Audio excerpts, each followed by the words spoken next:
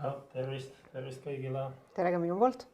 Et mis teemadest me räägime, Liis kindlasti tutvustab arhitekti pilgu läbi, miks, kuidas see maja valmis. Mina annan aktsenti natukene tehnilistel teemadel, kuidas ja milliseid tehnilisi lahendusi siin majas kasutatud on. Lisaks plaanisime rääkida täna ka kindlasti päikesepaneelide teemal, mis seoses energiahindadega on väga aktiivseks tõusnud. Aga ma arvan, et hakkame jooksvalt minema. Aga võib-olla nii palju algatuseks, et kui te olete siin online'is sees, siis paremal küljes on küsimuste ala. Seal on teil nähtaval nupukesed. Küsi, saatke julgelt enda mõtted teele. Me siin natukene administreerime ja võtame kõik huvitavamad küsimused nii, kuidas jõuame ette ja anname vastused. Just.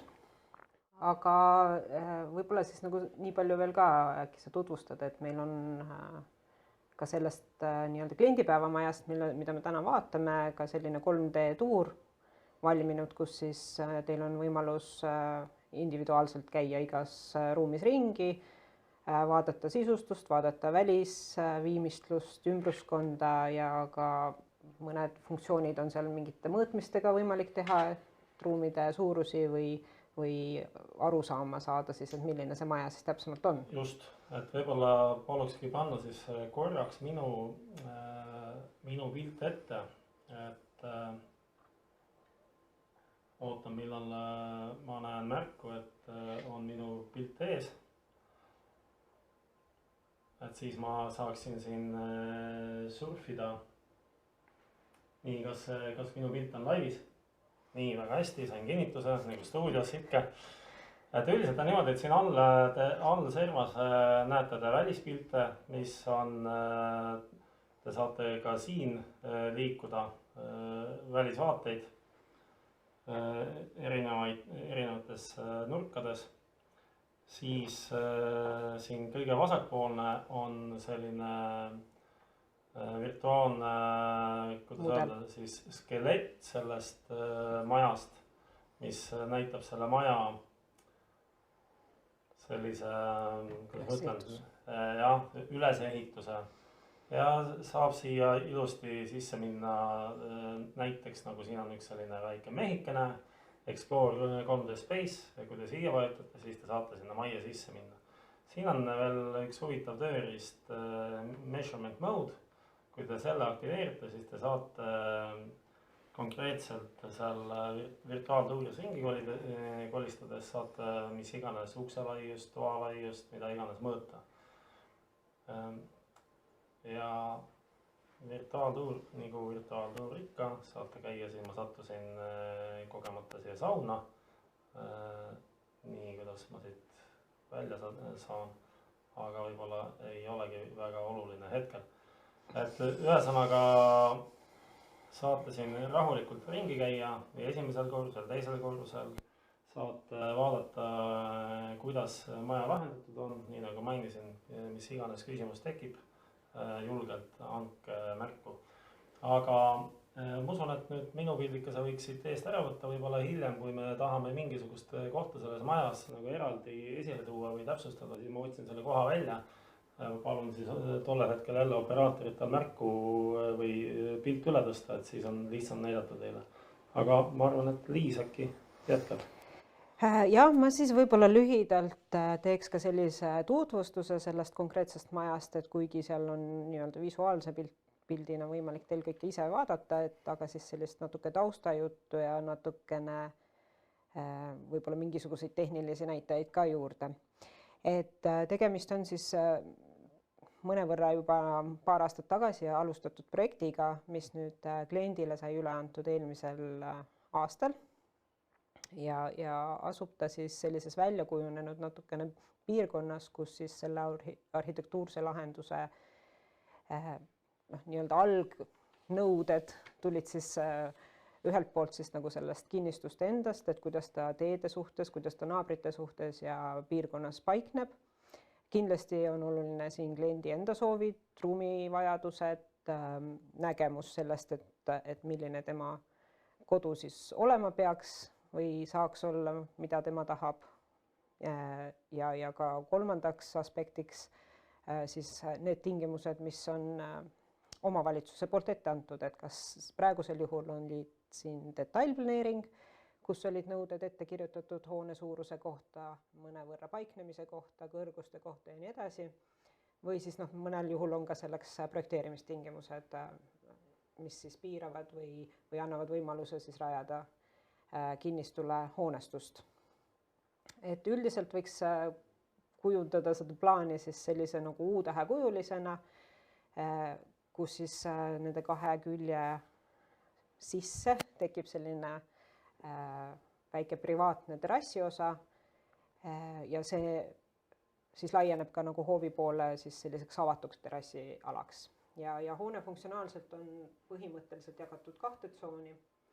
Nii nagu tihti, et need eluruumid, kabinetid, või need saunaruumid on siis kõik esimesel korrusel ja siis magamistoad on teisel korrusel.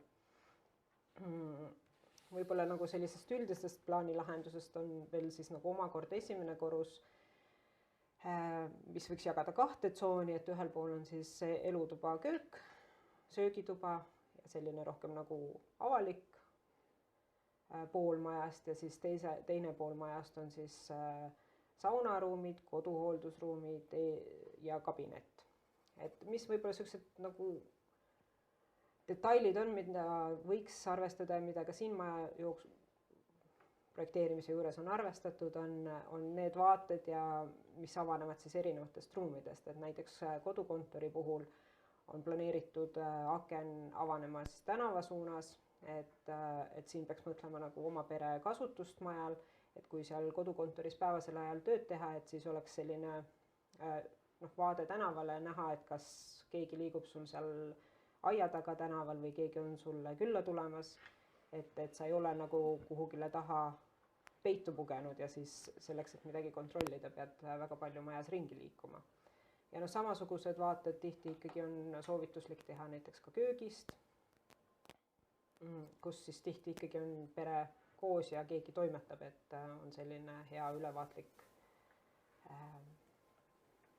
näha, mis ümberringi toimub. Teisel korrusel on jaotatud siis nagu magamistubadele. Ruumiplaaniliselt on siis 2 magamistuba ja siis pere nii-öelda peamagamistuba, vanemate tuba ja on eraldi siis ka panipaigapinda ette nähtud, et üks on siis magamistoa juures selline garderoob ja ka eraldiseisev panipaik, kus on veel võimalik siis täiendavalt oma vajalikke asju hoiustada. Teisele korrusele on ka planeeritud selline suurem mannituba, kus on nii dušš, mann, kraanikausid ja muu vajalik. Et selline on selline üldine kontseptsioon selle maja nii-öelda arhitektuurse ruumide paiknemisel. Kui me räägime väljastpoolt, siis tulenevalt sellest piirkonnast on siis maja selline lamekatusega, 2 täiskorrust ja fassaadis on kasutatud vertikaalset lauda. Selleks, et see fassaad natukene elavam oleks, on ka siin kasutatud 2 erineva laiusega, nagu meil ka mõnel teisel objektil on selliseid lahendusi toodud, et tal oleks siis natukene sellist varieeruvust ja ei oleks väga üksluine. Võib-olla ma ütleks ka paar sellist tehnilist näitajat siia juurde, et oleks võib-olla mõistetav. See suletud hoone netopind on natukene üle 200 ruudu, 205 ja sellest on siis ka üks osa selline mitteköetav kuur. Ja kogu selline elamispind või nagu köetav pind on siis jääb natukene alla 200 ruudu, sinna 195 ruudu kanti. Hoone kõrgus 7,5 meetrit, juhul kui kellelgi on see huvi teada ja pikkuslaius on siis 16,5 korda 15,6 meetrit suurusjärgus. Mida veel võib-olla lisada on see hoone välimises osas on siis see hoovipoolne terrassiala, et ka siin on natukene mõeldud enamat kui lihtsalt avatud terrass, et on osaliselt see terrassi osa katusega kaetud ja on ka perspektiivina ette nähtud selline väike nišš, kuhu saab siis väliköögi või mingit panipaigapinda juurde tekitada, et oleks mõnus ka suvisel ajal seal väikese vihmasabina korral väljas grillida või süüa või perega aega veeta. Mina lisaksin siia võib-olla sellise, kui mina oleksin klient, et mis mulle selles majas nagu väga meeldis ja silma ja võib-olla on väga hea hetk, kui praegult minu ekraani uuesti jagada, et operaatorid olge hea, andke mulle märku. On olemas, et ma panin ette näiteks selle hoovipoolse osa, et Liis rääkis sellest terrassi nagu alast, mis jääb siia elutoa poole ja siis siin vasakkätt on saunaala. Väga mõnus ja selline lahe koht, et ma teen teise rakursi alt ka, vaat siit poolt saab see saunast ja siit poolt saab elutoast, mõlemad pooled on varustatud sellise ägeda lükanduksega. Siis üks asi veel, mis ma tahtsin näiteks enda kui võib-olla sellise kliendi pilguga vaadata, mulle õudselt meeldisid need nurgaaknad siin. Tegelikult teades seda, et algselt olid nad vist plaanitud niimoodi, et siia posti vist ei tule, aga vist äkki see jäi tarneteemade taha kuskil, et ja see nagu iseloomustab seda meie CLT kontseptsiooni, et tegelikult annab päris selliseid ägedaid arhitektuurseid lahendusi teha, et tegelikult oli ta algselt mõeldud, et seda nurgaposti siin ei ole, aga ta on ka selle pisikese nurgapostiga väga, väga äge, et ja kõigile samamoodi, et kolistage ümber maja ringi, vaadake, nautige väljast seest, et ja kui sa siin nüüd tõidki välja selle konstruktiivse lahenduse, et sellele ma veel ei olegi jõudnud, et sel korral on siis meil selline CLT konstruktsiooniga maja ehk siis ristkihtpuidust kandev konstruktsioon, millesse on siis väljast soojustatud ja kaetud siis sellesama vertikaalse laudisega. Ja siseruumis ongi näha välisseinte osas on siis eksponeeritud ka seda CLT-d, et meie nii-öelda kontseptsioon või lahenduste korral on see sellise väga kvaliteetse viimistlustasemega, et meil ei ole vajadust seda kuidagi ära katta või siis teise konstruktsiooni tüübi taha ära peita. Pigem on see taatluslik, eks? Just, et võib-olla lisaksingi juurde, et üldjuhul meie kliendid just soovivadki, et ka see massiivpuidu osa jääks eksponeerituks ja me näeme, et see ongi suur väärtus, et me jätame selle kinni katmata, sest et meie kliendid tahavad seda puitu näha, neile meeldib see visuaalne pool ja neile meeldib see tunnetus, et nad elavad sellises puiduses keskkonnas. Ja ülejäänud nii-öelda konstruktiivsed lahendused on ikkagi ka peamiselt puidubaasil, et katus on katusefermide peal, mis on ka puitfermid, kaetud siis vastavalt selle katuse puhul. Katuse katteks on seal PVC kate antud juhul. Jah, või siis võib ka olla lamekatuse puhul SPS kate, et neid on nagu ka turul erinevaid. Vahelagi on puitaladel, kuid siin me kasutasime selliseid komposiittalasid, mis on siis, mis võimaldavad sinna vahelae sisse ka kommunikatsioonide paigaldamist, et meil ei ole vaja väga palju riplagesid kuhugi alla tuua, et me saame säilitada sellist avatud siledat ja puhastatud laepinda toas. Jah, sellised seest õõnsad positalad on küll viimastel aastatel kasutust leidnud üha rohkem, kuna neid tehnosüsteeme ja erinevaid installatsioone sinna vahelakke on päris palju ja väga hea on, kui need saab sinna vahelae sisse ära peita ilusti. Et vastasel juhul tuleks need installatsioonid teha kõik siis kuidagi riplaega, tuua lagi allapoole, millega me kaotame kõrgust ja võib-olla ei jää see lõplik arhitektuurne välimus nii hea. Just. Aknad on, võib-olla räägiks korraga neist, et Üller siin mainis, et on kasutatud ka selliseid paralleellükanduksi, mis säästavad siis siseruumis just nagu pinda, et sul ei ole sellist käändust, mis sul jääb avatusolekus nagu käiguteel ette. ja teised aknad on puitaknad.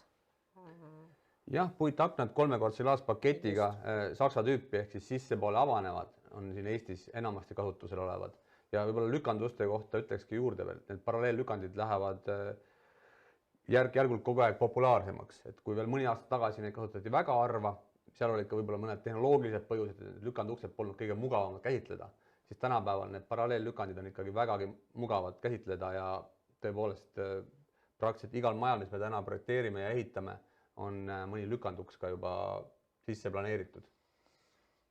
Jah, väga kenad, väga sellised massiivsed, tugevad, kihvtid uksed on. Ja üldse antud maja puhul ka, et see massiivpuitfassaad element lahendusena siis on hästi oluline, kui me vaatame kogu seda seinapinda, siis meil need klaasavasid on ikkagi väga palju seal majas, ehk siis see on jälle ka trend, et klaaspinnad suurenevad tegelikult ja mis ühest küljest annab meie võib-olla sellises Eesti kliimas, kus on palju pimedust, annab sellist avarust ja valgust juurde, aga teisest küljest, kui nüüd tehnilist poolt vaadata, siis peaks võib-olla just nende klaaspindade puhul ka vaatama, et kui nad jäävad just lõunasuunda, siis lõunasuunas peaks olema võib-olla päikesekaitseklaasid kasutusel, et ka viimaste kuumemate suvedega on siin üha rohkem tulnud see päevakorda, et tuleb siis kas planeerida majas eraldi jahutus või need klaaspinnad tuleks siis kuidagi eraldi kaitsta päikese eest.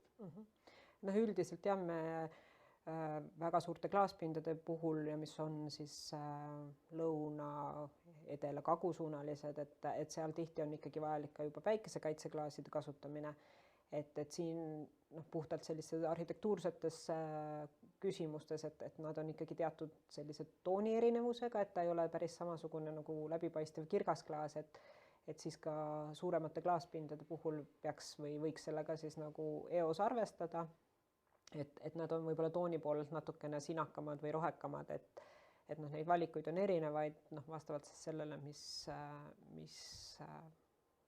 kaitset see ruum siis vajab, et ta ei kuumeneks liigselt suvel üle.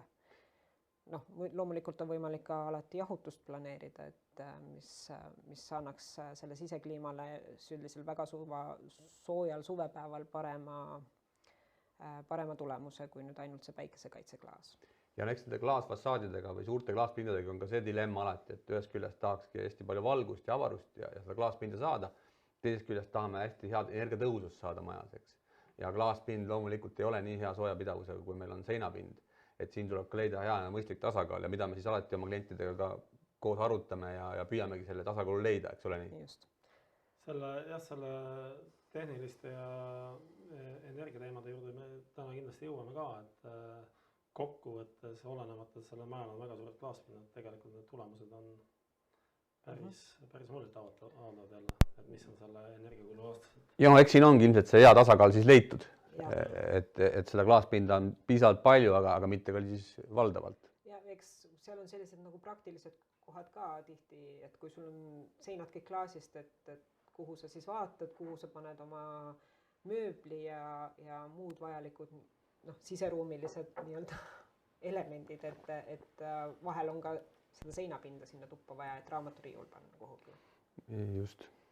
Aga ma arvan, et äkki sa, Kuldar, võiksid rääkida sellest paigaldusest ja kuidas see maja üldse nagu püsti saab. Ja meil on aga võib-olla see sissejuhatuseks, Kuldar, sa kindlasti räägi selle konstruktiivsusest ja nii edasi ja enne kui ja siis mingil hetkel me näitame seda paigaldusvideot ka, aga vahepeal on ka üks küsimus, et mida tähendab CLT, aga ma arvan, et see on päris hea hetk võib-olla see teema ka läbi käia. Ja, et sellest on meie esimesel kliendipäeval ka pikemalt räägitud, aga endiselt kuivõrd see konstruktsioon on üsnagi värske ja uuenduslik, siis seda üle korrata on alati asjakohane ja igapäevaselt me siin oma klientidega neid asju arutame, kui nad ka meie juurde tulevad, tahavad puidust maja saada, siis me alustame ka sellest seda juttu, et kas me räägime pigem siis liimpalkmajadest, mida me oleme ka juba aastast 2003 tegemas, või me räägime siis sellest CLT-st ja CLT tuleb siis inglisekeelsest nimetusest cross-laminated timber ja eesti keeles siis ristkihtpuit. Siis ongi mõte selles, et see puidupaneel, mida me kasutame, on siis mitmest puidukiist kokku liimitud. Sellega me saame sellise hästi hea stabiilsuse ja me saame need seinaelemendid teha siis erinevates suurustes. Et kui me selle CLT element lahenduse projekteerime, toodame ja paigaldame, siis me tegelikult lõpptulemusena tulemegi objektile, paigaldame need seinad ühe päevaga püsti, mis on siis juba eelnevalt ette valmistatud ja kokku pandud. Ehk siis see paigaldus on väga kiire. Ja siin ongi võib-olla oluline välja tuua, et selle ristkiht puidu puhul, mis on väga tähtis, et me saavutame sellise väga hea stabiilsuse lisaks sellele looduslikule materjalile, mis on meie klientidele hästi oluline alati, saame me sellise täiendava stabiilsuse sinna juurde, et see maja CLT-st maja siis ei pragune, ta ei vaju, ta ei mängi nii ja see ongi hästi tähtis aspekt siin asja juures. Ja see CLT, kui vaadata tagasi ajalukku, siis on kindlasti üle 20 aasta juba olnud tootmises, seda tehakse Euroopas päris mitmetes kohtades, ka Ameerikas ja näha on, et see üha rohkem sellist populaarsust kogub. Et eramutes ja eramajades on seda natukene vähem kasutusel, aga just ka suuremates korruselamutes teatud konstruktiivsed elemente tehakse CLT-st ja näha on, et see puit kui selline tuleb üha rohkem tegelikult pilti versus ka betooniga, kui me võrdleme näiteks. Ja ega CLT kasutus mõne objekti puhul ongi justkui nagu betooni aseaine, et me ei saa küll täpselt samasuguseid konstruktiivseid lahendusi kasutada, aga sa mainisid siin neid korterelamuid, aga ka koolid ja lasteaiad ja muud sellised ühiskondlikud hooned ka Eestis on suuremat kandepinda saanud sellele, et see CLT nagu jõuaks ka nii-öelda avaliku kasutuses olevate hoonete konstruktsioonidesse, et neid näiteid on ka juba Eestis väga palju ja üha enam tuleb juurde, et see peamine võib-olla nagu mõte ongi nagu selle sisekliima ja selle puidu toomine siseruumidesse, et seal on nagu looduslikum, natukene sõbralikum kindlasti see materjal oma tunnetuses kui selline betoon. Ja ütleme keskkonna mõttes võib siin hakata ka arutlema nendel teemadel võib-olla, et kui palju siis nagu see CLT ehitamine võtab siis seda nii-öelda nagu CO2 seob ja kui palju siis seda betoonehitis nagu toob, et seal on nagu sellised keskkonna küsimused ka natukene tagapildil, mis võib-olla meie klientide jaoks on võib-olla ka oluline, et olla just selle loodusega nagu ühtsena. Jah, ja see keskkonnasääst ja kokkuhoid on ikkagi rohkem tähtis ja meie klientidel on eriti tähtis ja teada on, et puitmajad ja CLT-ga samamoodi on ikkagi, kui me räägime ökoloogilisest jalajäljest, siis kahtlemata on puitmaja kõige väiksem ökoloogilis jalajälg, kui me võrdleme siin teiste enam levinud konstruktsiooniliste lahendustega. Just selles, et jah, just inimene juba puidu peale mõtleb, et siis kindlasti see küsimus on ka tal mõttes või laual. Aga kõikidel on võimalik hiljem natukene vaadata meie kodulehel ringi ja seal on üks väga tore selline kliendilugu, kus üks klient ostis meil Naissaarele maja ja ta räägib seal, kuidas ja miks ta see CLT kontseptsiooni peale läks. Ja siis tema nagu ise ütles, kuidas ta nimetas ennast, et olen täiesti dilettant, aga mulle tundub, et CLT näol on leiutatud puitbetoon. Ja see on nagu päris armas selline väljend sellele materjalile ja ta tegelikult mõnes mõttes ongi, et ta on hästi tugev, stabiilne, ta annab arhitektuurselt tegelikult päris palju võimalusi, eks ju. Ja jah, et täiesti ma usun ja pluss, eks ju, see, nagu Kuldar ütles, selline massiivne puit jääb sulle ikkagi majja alles, et selline puitmaja eelised ja tunnetus ja kõik on antud materjaliga tagatud. Ja ma usun, et virtuaaltuurist ka, kui seda vaadata vähemalt, siis seda puitu ikkagi on, see jääb ilusti silma ja tekib ka see tunnetus võib-olla see virtuaaltuuri läbi seal majas olles, et me oleme puitmajas. Samal ajal on siis seda puitu ikkagi kombineeritud erinevate ehitusmaterjalidega, et meil pole kõikjal see puit, näiteks vaheseintes on kasutatud värvitud pindasid, kus on siis olnud aluskonstruktsiooniks või alusplaadiks on olnud selline kipskiudplaat, mis on ka loodusliku laadi tegelikult. Tehnilises mõttes võiks ka vaheseinad teha tegelikult CLT paneeli põhinevalt, et aga ta on ilmselt kliendivalik oli ühtepidi oli see hoida sellist sisearhitektuurset vahendust ka, ja eks ka sellise karkasskonstruktsiooni kasutamist siseseintes hõlbustab ka teatud kommunikatsioonide elektri ja ka siin oli näiteks kesktolmuimeja, et ka nende ühenduspunktide toomist, et kui sul on selline massiivne konstruktsioon või nagu materjal seal, et siis kõik need lahendused tuleb veel ekstra läbi mõelda ja võib-olla need ei ole alati kõige mõistlikumad siis valikus esmalt võtta nagu seda täismass seina, et saab ka ju viimistluses kasutada mingit puitplaati. Et seal ongi ka tihtipeale kliendid, kui tulevad meie juurde ja me arutlemegi seda materjali kasutust, siis välisseinte puhul on asi selge, et seal meil on massiivne puit, see jääb nii, see jääb eksponeerituks, kõik on sellega paigas, sealgi väga pikalt ei ole vaja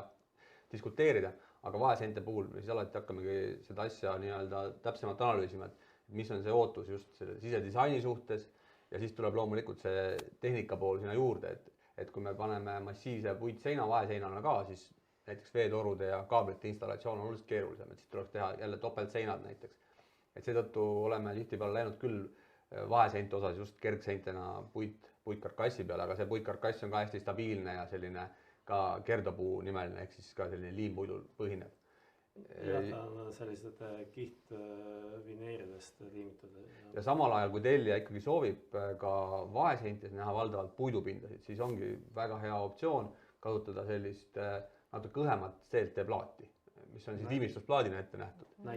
Et on tehtud meil ka mitmeid projekte, kus tellija selline sisekujunduslik pool oligi just niimoodi läbi mõeldud, et valdavalt nii välisseinad kui ka siseseinad, laed on tegelikult ikkagi puidust ja puidused ja näevad väga ühtemoodi välja. Ja eks seal ongi see juba nagu sisekujundusküsimus, et kui ühtseks sa seda visuaali tahad ajada enda jaoks või nagu selle kontseptsiooni valmis ehitamisel, et lõpuks võib sul olla sellest samast nii-öelda toonist ja materjalist ka köögimööbli kapi uksed ja et kõik on hästi-hästi ühtne, et ka see on teatud sisekujundustrend, et sul ei ole sellist vahelduvust, vaid see ongi kõik hästi monoliitne ja hästi sarnane ja ühesugune. Et siis sa saad neid disainielemente tuua sisse siis mööbli või muu teisaldatava nii-öelda sisustusega, et kas sul on siis seal tõesti efektne disaindiivan, mis on punane ja kõik ülejäänud on seest ühtemoodi puiduna. Jah, võib ka öelda, et need projektid, mis meil siia sisse jõuavad siis eelarvestamiseks ja pakkumiste tegemiseks, siis, mis on just tehtud ka siis teiste arhitektide võib-olla ja sisekujundajate poolt, siis tõesti päris palju on just selliseid lahendusi, kus sa näed, kus see sisekujundus ongi valdavalt puidune. No, ma arvan, et see on täna ikkagi selline trend jällegi, et nii palju, kui me oleme neid maju siin aastate jooksul ehitanud, et siis on teatud sellised kujunduslikud trendid, mis jõuavad nii välisarhitektuuri kui ka sisearhitektuuri, et on näha, et see suundumus täna läheb väga minimalistliku välispildi suurte akende ja väga sellise ühelaadse puiduse siseviimistluse poole. Tihti kasutatakse ka näiteks vineeri. Meil on väga mitu objekti olnud, et kus nii seinad kui lagi on vineerplaatidega kaetud, et see on natukene nagu tagasi tulnud mõned võib-olla juba 15 aastat tagasi oli see teatud selline väike suund, aga nüüd on ta võib-olla natuke rohkem levinud. Ja selles mõttes on tore, mis meil selle vastu saab, kui me puitu rohkem kasutame nii keskkonna seisukohast ja me ise oleme ju seda puidu usku täielikult, et võib-olla siin oligi võib-olla veel 10 aastat tagasi oli natukene selline peeglis suhtumine, natukene sellise massiivse puidukasutuse suhtes, et näeb välja nagu saunas olek pärast see maja siseviimistlus, kui seal on igal pool puit, aga täna tuleb üha julgemalt seda sisse ja ma ütleks, et võib-olla ka selle puidu viimistluse võimalused on täna oluliselt rikkamad ja huvitavamad.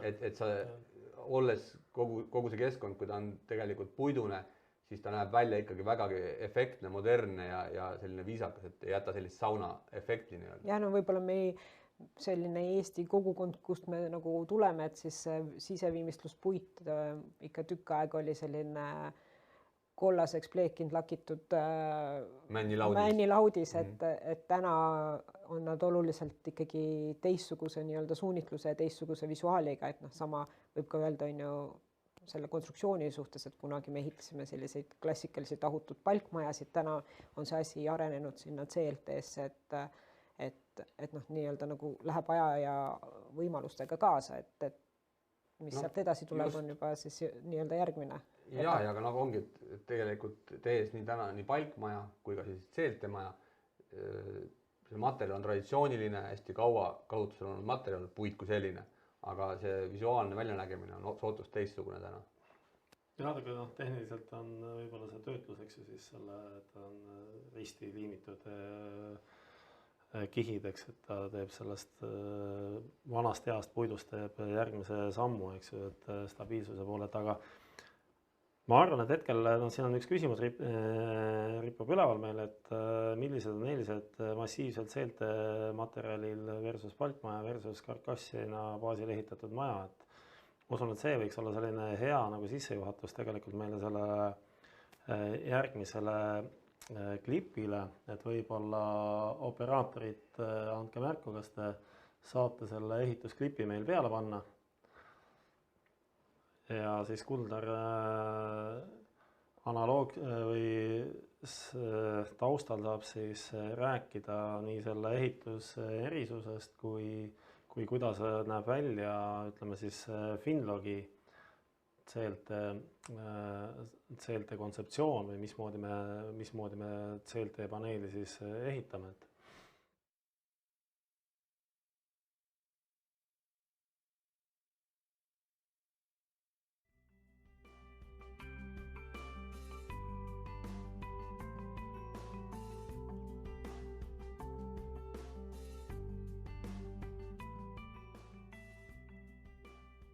Nii, ja klipp läks vahepeal peale ja Kuldar võib-olla räägi, et mis on siis eelised, kuidas meie seda CLT-d kasutame. Jah, ütleme see CLT elementlahenduse kontseptsioon, mis on tema oluline eelis, on see, et me teeme selle seinakonstruktsiooni sisuliselt siis tehases valmis, ehk siis sisetingimustes, kus on väga kontrollitud kliima, et võrreldes sellega, kui me peaksime seda seinakonstruktsiooni hakkama objekti peal nullist üles ehitama, siis see oleks oluliselt keerukam ja aega nõudvam. Ehk siis üks oluline mõõde on ajaline võit, et me saame juba eeltoota selle seina niimoodi valmis, et me objekti monteerime tõesti ka sellise suurema maja seinakonstruktsiooni võib-olla 1-2 päevaga püsti ja see maja saab katuse alla väga kiiresti. Võib-olla nädala aja jooksul on meil ka selline 200 ruutmeetrine maja juba vettpidav. Et see on hästi oluline aspekt, et miks ka see tehaseline ehitus rohkem nagu võib-olla populaarsus kogub, et me hoiame aega kokku ja sellega tegelikult ka raha. Ja siin taustal, et minul on eeliseks ja ma näen seda laivi, et taustal on näha, et need paneelid tegelikult tulevad sisse pakituna, et nad on ilmastiku eest suhteliselt pikalt, eks ju, kaitstud, müürid lähevad hästi või ütleme, seinad lähevad hästi kiiresti püsti, katus hästi kiiresti peale, et selline loodusjõudude poolt see pihta saamise võimalus on nagu suhteliselt väike. Ja hästi oluline ongi see element, kui objektile ka tuuakse, et tegelikult seda ikkagi ilmastiku eest kaitsta.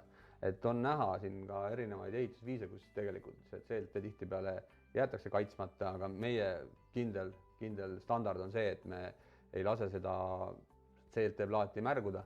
Ehk siis see on hästi oluline, et seda tuleb kaitsta objekti peal. Ja siis on, kui nüüd kliendid taustal seda videot jälle näevad, siis nad näevad, et meil on antud projekti puhul on kasutatud CLT plaadi peal siis väljaspool ka lisaks soojustusmaterjali.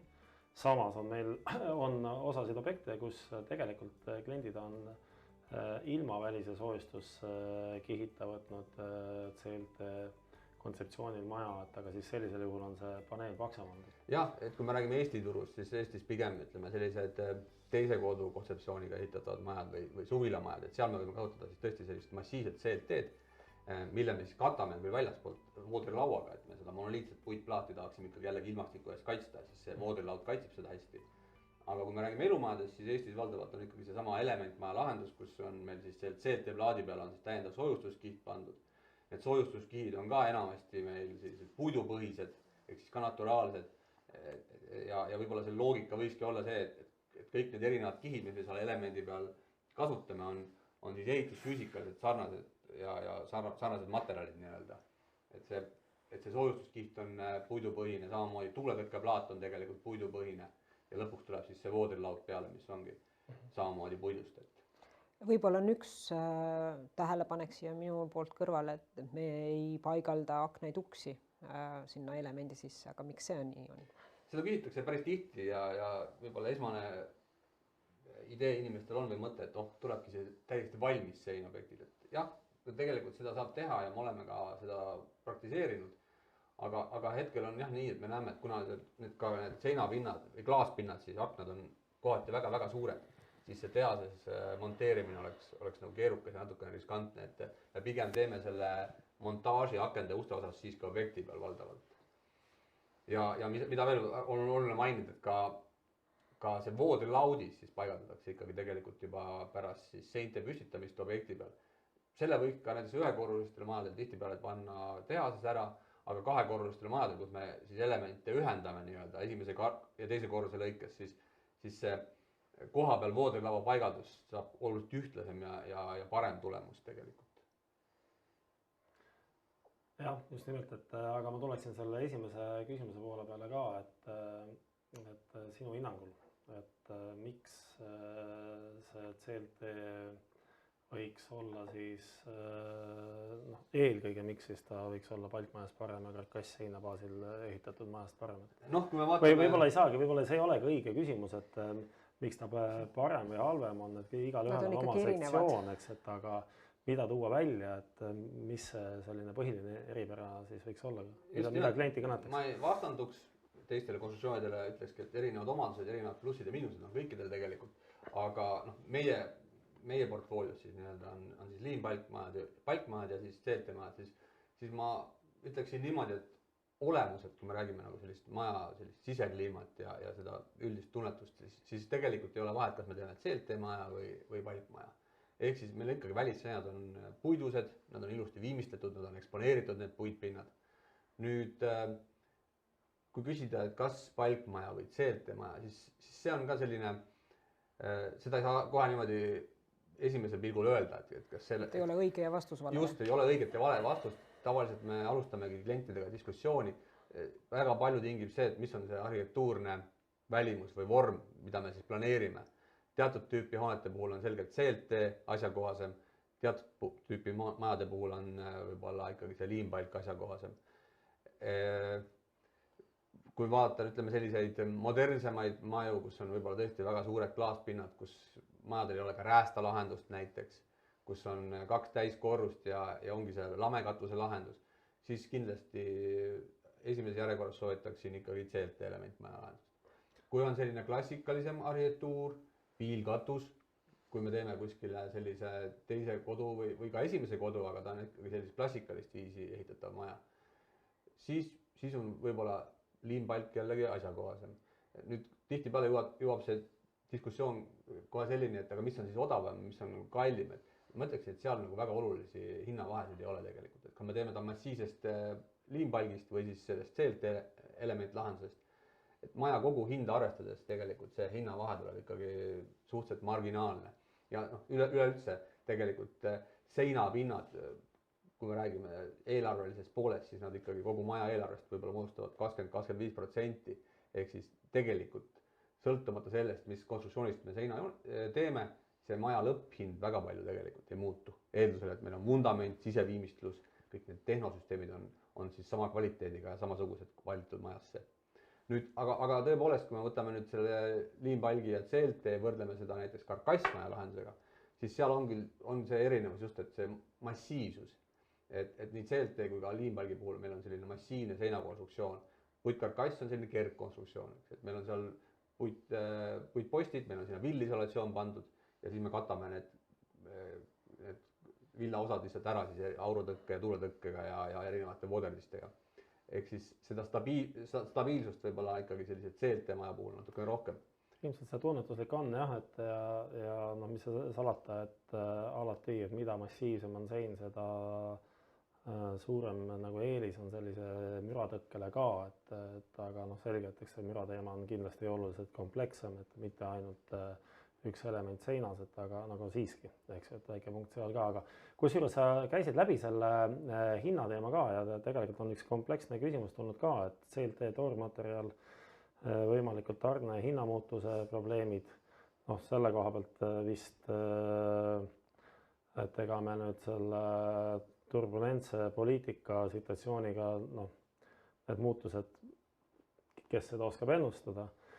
Ja siis see küsimuse teine pool on, et hinnastamine üldse liimpalk versus CLT ja sellele sa tegelikult vastasid ära, et ütleme, see seina kontseptsioon maja terveskomplektis ei ole nagu nii suur, et maja tervekomplekti hind on suht-koht vist võrreldav, sain ma õigesti aru?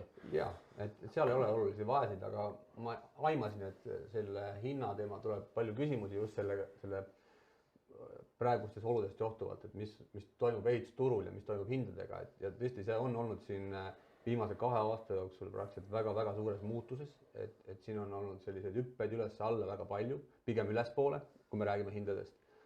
Ja kui me räägime üldiselt puiduturus, siis tänaseks on küll võib-olla see väga suur ja kiire kasv on saanud läbi ja pöördunud pigem nagu natukene otsaga allapoole.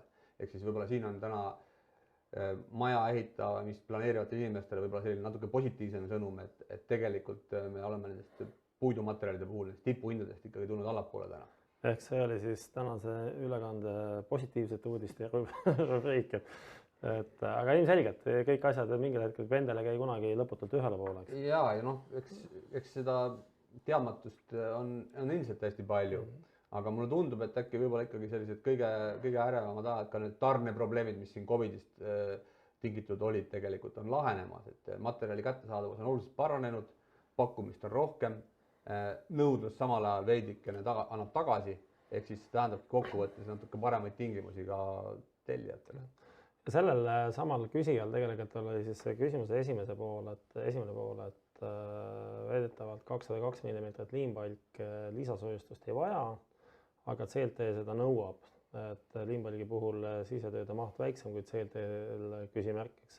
Et selle koha pealt, et ta otseselt ei nõua, et ta tegelikult energiaarvutuse seisukoha pealt CLT paneel ja palk võetakse täiesti täpselt samasuguse faktoriga, eks? No CLT puhul me ei kasuta nii paksu materjali. Aga klient tegelikult saab seda kasutada või tellida, kui ta seda tahaks, eks? Jah, et no ütleme, kui me räägime täna sellest energiatõhususest, siis see iga hoone, mida me ehitame, peab vastama energiatõhususe nõuetele, nii nagu on riiklikult ette antud, et kui nüüd on soov kasutada massiivset liimpuidust CLT seina, et siis olenevalt sellest arhitektuursest lahendusest me peame vaatama, et siis ka tehnosüsteemid ja kõik muud asjad toetavad seda, et me tagame energiatõhususe miinimumnõuded, et kuidas seda saavutada, noh, see on natukene nagu niimoodi lambist öelda natuke raske, et see ikkagi oleneb väga palju sellest arhitektuursest lahendusest ka, kui palju seda seinapinda on, millised on tehnosüsteemid, millised on taastuvenergia tootmise võimalused, et näiteks kas on plaanis päikesepaneele siis lokaalse energia tootmiseks kasutada või mitte, et energiatõhusus ei ole ainult seinad või aknad, et see on ikkagi kogu maja kompleksnena tuleb vaadata koos kõikide tehnolahendustega koos. Ja, et see on hästi kompleksne ja võib-olla siin ongi tellijatel ka mõtteainet natukene, et kui me tihtipeale alustame tellijate seda diskussiooni, et ühest küljest on see hästi tähtis on see energiaklass, tahame kindlasti A-klassi maja või siis passiivmaja, siis ma tahan saada 2 seina täiesti klaasist ja siis ma ei taha veel panna ka näiteks soojusvahetega ventilatsiooni, aga palun mulle A-klassi maja. Et siin on selge paradoks, et seda niimoodi ei saa, et siin tuleb siis võttagi asi kompleksselt ette, kõik need tarindid läbi mõelda, kõik need tehnosüsteemid läbi mõelda ja kuskil tuleb teha ka ilmselt mingit kompromisse. Ja noh, ütleme, mida kõrgemaks või mida rohkem mingitesse tehnosüsteemidesse sa investeerid, siis nagu ehituse ajal juba ja projekteerimise ajal näed neid ette, et noh, see tõstab ka jällegi seda ehitusmaksumust. Samas hilisemas kasutuses võivad sul need asjad olla oluliselt siis nagu soodsamad nii-öelda igapäeva. Ekspluatatsioonis. Jah, et seal on küsimused, sellist ühtset vastust nagu on väga raske anda, et see kõik sõltub, et see ei ole standardne külmkapp, mida me müüme või ehitame, et seal on nagu erinevused sees, igast hoonest tulenevalt. Just nii, et väga põnev teema, et ja väga palju klientidele segadust tekitav teema, see energiatõhusus ja A-klass, B-klass, nullmaja ja nii edasi, et seda teemat kindlasti nagu selle energiatõhususe märki ühe paari sõnaga lahti seletada on kindlasti väga keeruline, kaasa arvatud meile laias laastus energiatõhususe arvutus annab sellise kalkuleeritud taseme ehk lähtuvalt kütteliigist kasutatakse koefitsienti siis, et et meie piirkonnas elektrile on X koefitsient, võib-olla Soomes oleks teistsugune koefitsient. Et siin kindlasti ma kohe segaks vahele, et need energiatõhususe arvutuse alused on tegelikult nagu iga riigi poolt ise siis formuleeritud ja ette antud, et siin ei ole nagu sellist üle-euroopalist standardit või ülemaailmalist standardit, et kui me võtame Eesti energiaarvutuse ja Soome või Saksa või Itaalia omad, et need on ikkagi piirkonnast tulenevad erinevad ja teatud poliitilistest otsustest tulenevalt erinevad. Et sa neid koefitsiente siin ka nagu mainisid, et need on sinna kõik nii-öelda sisse kirjutatud ja see kuvatav arv on ikkagi tarbitavast nii-öelda reaalsest energiast oluliselt suurem number, et siin paljud inimesed nagu sellest on raske aru saada, sellepärast et kui energiatõhususe nii-öelda märgised majadele tulid, siis hakati võrdlemagi nende külmkappidega, et kui külmkapil on sul antud A+, et siis ta tarbib nii palju elektrit ja nüüd eeldatakse, et siis majal seesama number, mis sulle seal antakse, on siis see, mida sa tarbid. Sama välja kui külmkappis.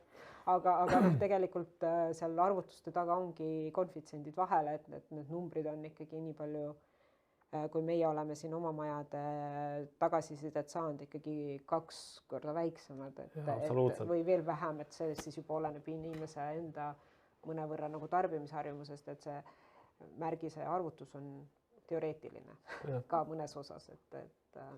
Lühidalt kokkuvõttes on see, et see energiamärgis annab suuna kliendil teha valikuid ja see taust on ilmselgelt sellise, kuidas öelda, loodussäästu ja energiasäästu põhisest kontseptsioonist. On see siis, mis on riik ette pannud, nagu mainisin, et kindlasti meie piirkonna elektri koefitsient on natukene kehvem, kuna ta toodetakse põlevkivi baasil, kui näiteks tõenäoliselt Soomes energiamärgisesse see elektrikoefitsient läheb.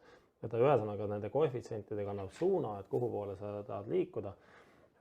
Liis, aita nüüd mul meenutada, eks kuni 220 ruutu majadel energiamärgi, siis B-klassi maja ruutmeetri. Kui me räägime eramajadest, et siis meil tänase kehtiva seaduse puhul peavad nad vastama siis kas A- või B-klassi majadele ja lisaks on siis jagatud eramajad 3 rühma vastavalt siis sellele, kui suur on selle köetav netopind.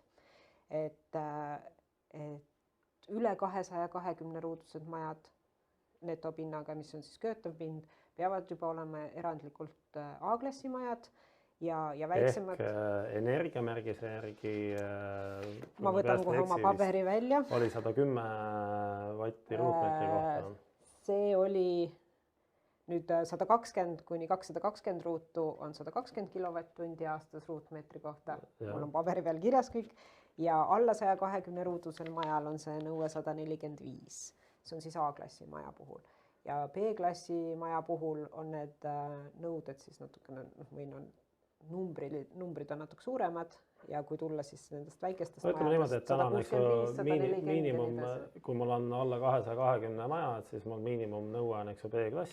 Ja see on 140 kilovatt-tundi aastas. Ja ma arvan, et lõppkliendi seisukohast kõige tähtsam on endale lihtsalt see number võtta siis aluseks, kui me vaatame energiamärgist ja teadmine, et tegelik energiakulu mõistliku tarbimise juures on üldjuhul siis 2 korda väikesem, kui see arvutuses toodud. Võib-olla see on see, kus me jõuame tegelikult mingite reaalsete eurodeni, mis me siis, kui kilovati elektri hinnad loomulikult on väga suures muutuses samamoodi ja volatiivsed täna, aga sealt saab mingisuguse rahalise arvutuse enda jaoks siis tegelikult välja võtta. Ja nüüd ma tulen selle külmkapi juurde, et ühte külmkapi teise külmkapiga, mitte et ma nimetaks meie CLT maja külmkapiks, et aga see on nagu hea koht, et konkreetsel majal, mida me täna siin 3D sessioonis nagu näeme, et selle maja aastane tarbimine oli 63, jällegi midagi kilovatt-tundi ruutmeetri kohta. Tegemist 4-liikmelise perega. Pere ütles, et mitte, et nad raiskaks energiat, kindlasti mitte, aga ülemäära nagu see nüüd erilisi aktsioone energia kokkuhoiu suhtes ka ei teinud, eks lapsed on väikesed, elati normaalset inimeste elu, eks. Et see annab nagu võib-olla kliendile sellise tunnetusliku suuruse, mida see tähendab siis Finlogi majadel, et 63 kilovatt-tundi ruutmeetri kohta aastas. Meie eelmine kliendipäev, kusjuures oli täpselt samas augus, komakohad natukene erinesid. Ja nüüd, mis on nagu selline hea indikatsioon, et mis võiks anda või lubada eeldada, et kas maja on energiatõhus või mitte, oleks see, et mis on selle maja alarõhu testi tulemused. Et kui normatiiv on alarõhu testi tulemusel, eks ju 1, siis meil on ta tegelikult see leppearv on kaugelt alla 1, et ta jääb reeglina sinna 0,6 piiri, et seda siis iseloomustab leket maja tarindi ruutmeetri kohta. Üllar tõi jah, väga spetsiifilised numbrid, aga jälle lõpptellijale seda siis kuidagi tõlgituna võiks öelda, et see alarõhu test tähendab seda, et me siis tekitame niisuguse kunstliku olukorra, kus majas on teatud alarõhk ja siis me mõõdame, kui palju konstruktsioon tegelikult õhku läbi laseb siis. Ehk siis kui õhutihe see maja konstruktsioon on ja see on soojapidavuse seisukohast hästi tähtis.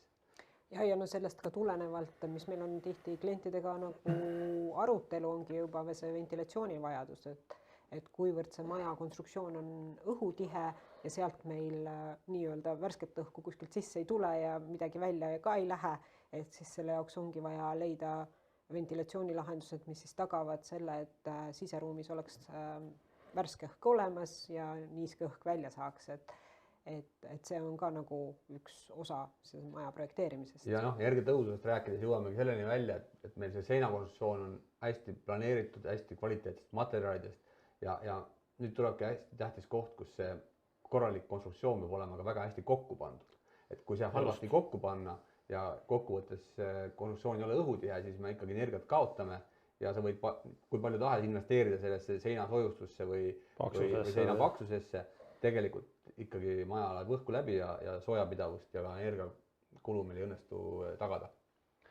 Jah, kahtlemata ja sellepärast ma tõin ette vabandades tehnilisel inimesel lihtsalt asja väga keeruline küll seletada, aga ma arvan, et need numbrid võib-olla, kui keegi seda ülekannet ka järgi vaatab, et võib-olla saab mingisugust aimu, et kokkuvõtvalt, et maja peab olema õhutihe, meie õhutihedustestid on reeglina hästi head ja antud maja puhul siis 63 kilovatt-tundi aastas ruutmeetri kohta ja tundub, et see on suht koht erinevatel majadel samas klassis meil olnud. Ja samal ajal peabki mainima, et ega ta ju konstruktiivses mõttes ei ole väga lihtne, et seal on mitmeid nurkasid, et seal see ei olnud kuidagi eraldi taotlus, kui seda maja planeeriti, et me peame väga-väga energiatõhusa maja planeerima. Et seal planeeriti funktsionaalsuse järgi, et sellist maja oli vaja, see sobis sinna kinnistule hästi. Et nüüd, kui tahta jälle selle poolt läheneda, et see peab olema hästi-hästi energiatõhus, siis tuleb ka see maja natuke sellisemalt planeerida. 4 seina A korda A mõõdus, kõige lihtsam.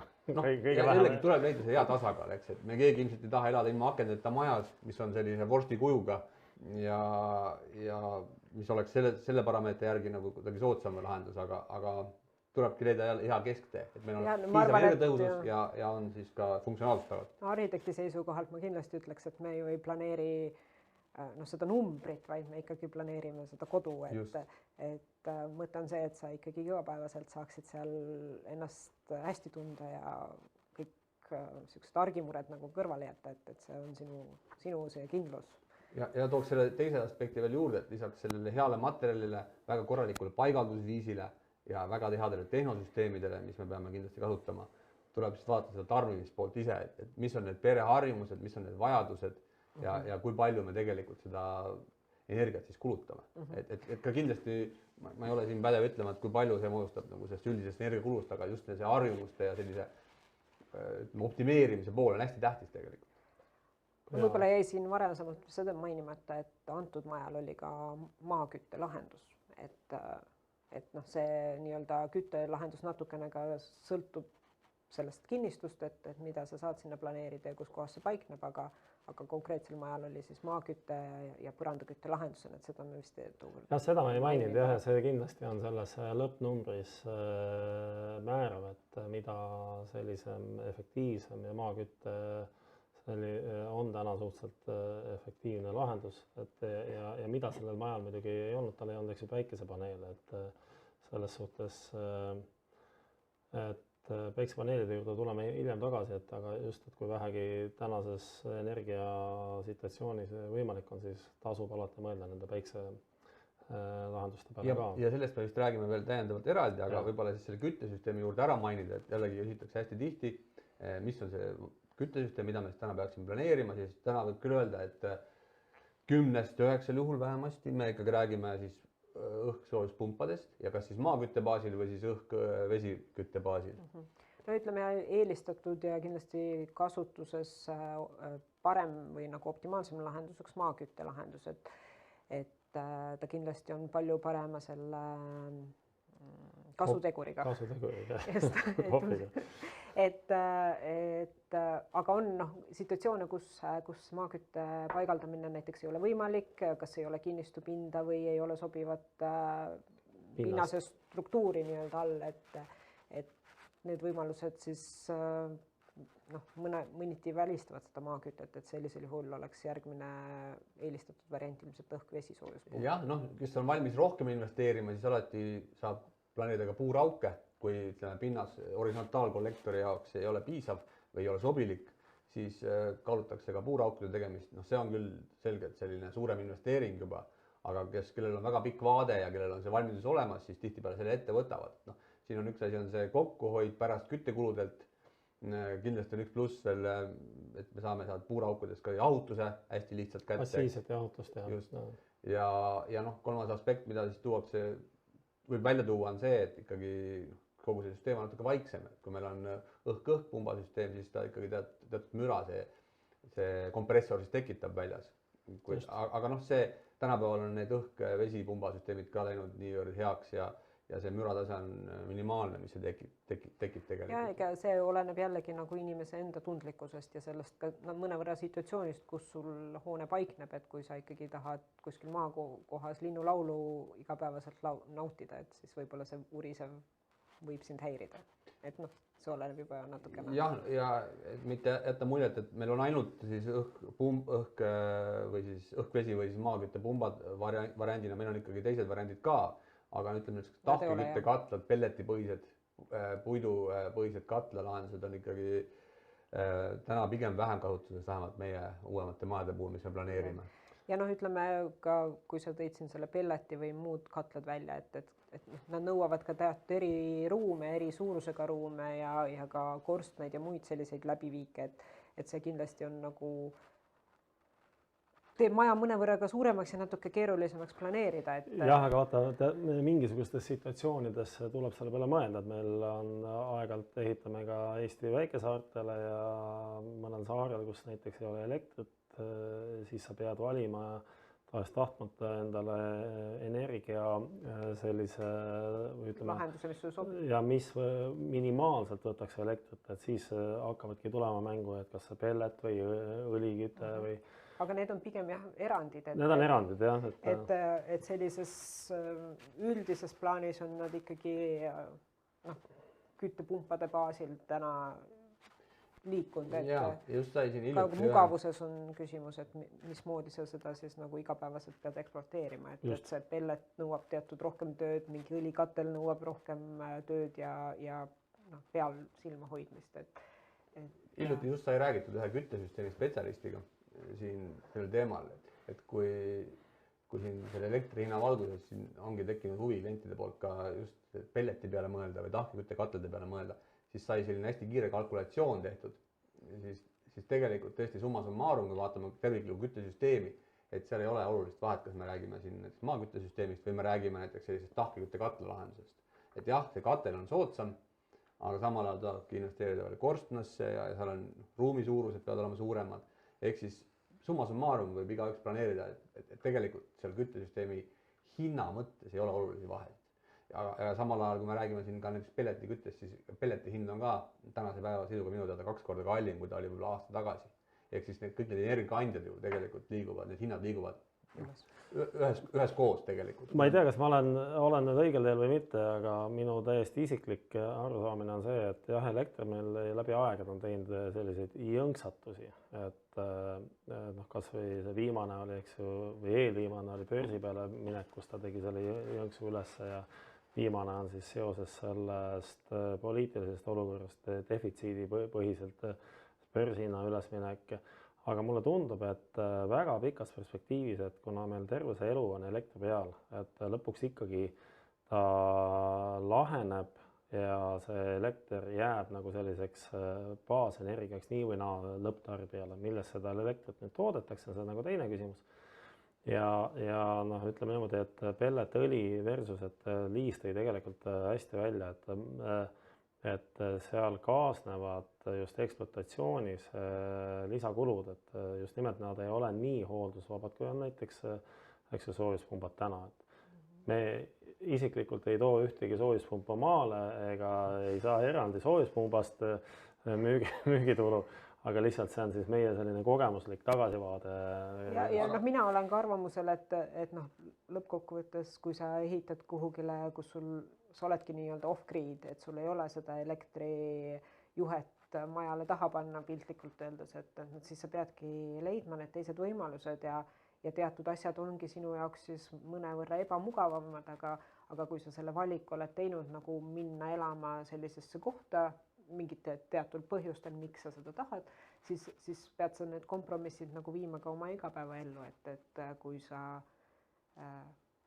et teha nagu see kodu, mida sa tahad, et kütadki siis ahjusid tükk aega iga päev. Aga jah, hiljutitest kliendisuhtlemistest välja tuua selle poole ka, et on ikkagi teatud juhud, kus inimesed planeerivad ikka teadlikult juba dubleeritud süsteeme. Ehk siis neil on võib-olla suur maatükk, kuhu nad maja planeerivad, kus neil on metsamaad ja siis nad tahavad seda ressurssi ka ikkagi kasutada võimalusel ja vajadusel. Ehk siis nad planeerivad nii pumbabaasil süsteemi, maakütte näiteks, ja kombineerivad selle siis näiteks tahkeküttekatlaga. Et võib-olla see on pigem erandlik juhus, aga jällegi inimene on valmis algselt rohkem investeerima ja tahab siis ka olla erinevate võimalustega nii-öelda tuleviku suunas. Aga jah, 10-9 või 10 isegi rohkem keskmiselt ikkagi me räägime täna pumbalahendustest küttesüsteemi puhul. Nii,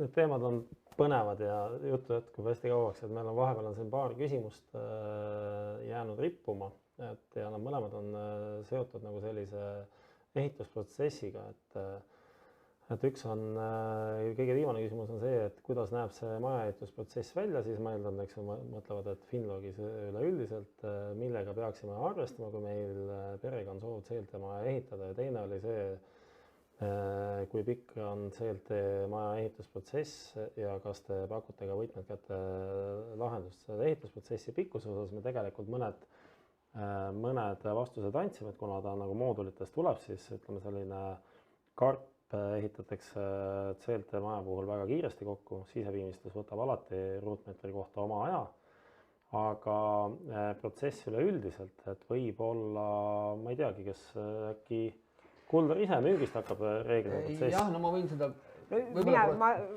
Ma võib-olla nagu täpsustaks, et kas me räägime siin ainult nagu ehituse protsessist, vaid kogu hoone valmimise protsessist, et see on natukene erinev, et võib-olla siis räägiks esialgu ainult ehitusest. Ei, ma tegelikult, kui ma siit, vabandust, et kui ma loen nagu välja, siis pigem ma saan aru, et protsess üleüldiselt, et kui klient sattus meie kodulehele ja mis loomulikult jääb väga silma, ja et kuidas ta siis jõuab lõpuks majani?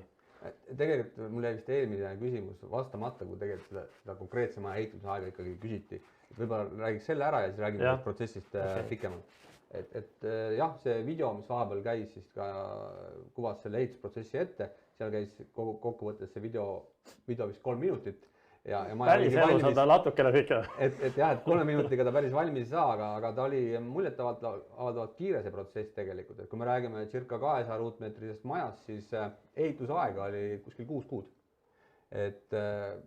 ja jällegi, noh, tihtipeale on ka see 6 kuud inimeste jaoks esmaselt tundub nagu pikk aeg, aga kui me mõtleme nüüd selle peale, see on koos siseviimistlusega. kui me räägime vundamendi ehitamisest, kui me räägime välistrasside ühendamisest, kui me räägime siseviimistlusest, et siis see 6 kuud tegelikult ei ole sugugi pikk aeg, et ja see jäi ka sellisesse perioodi, kus meil oli väga terav selline materjalide defitsiit. Et see protsess käib ikkagi päris kiiresti, kui ta on hästi planeeritud ja kui on professionaalsed ehitajad seal.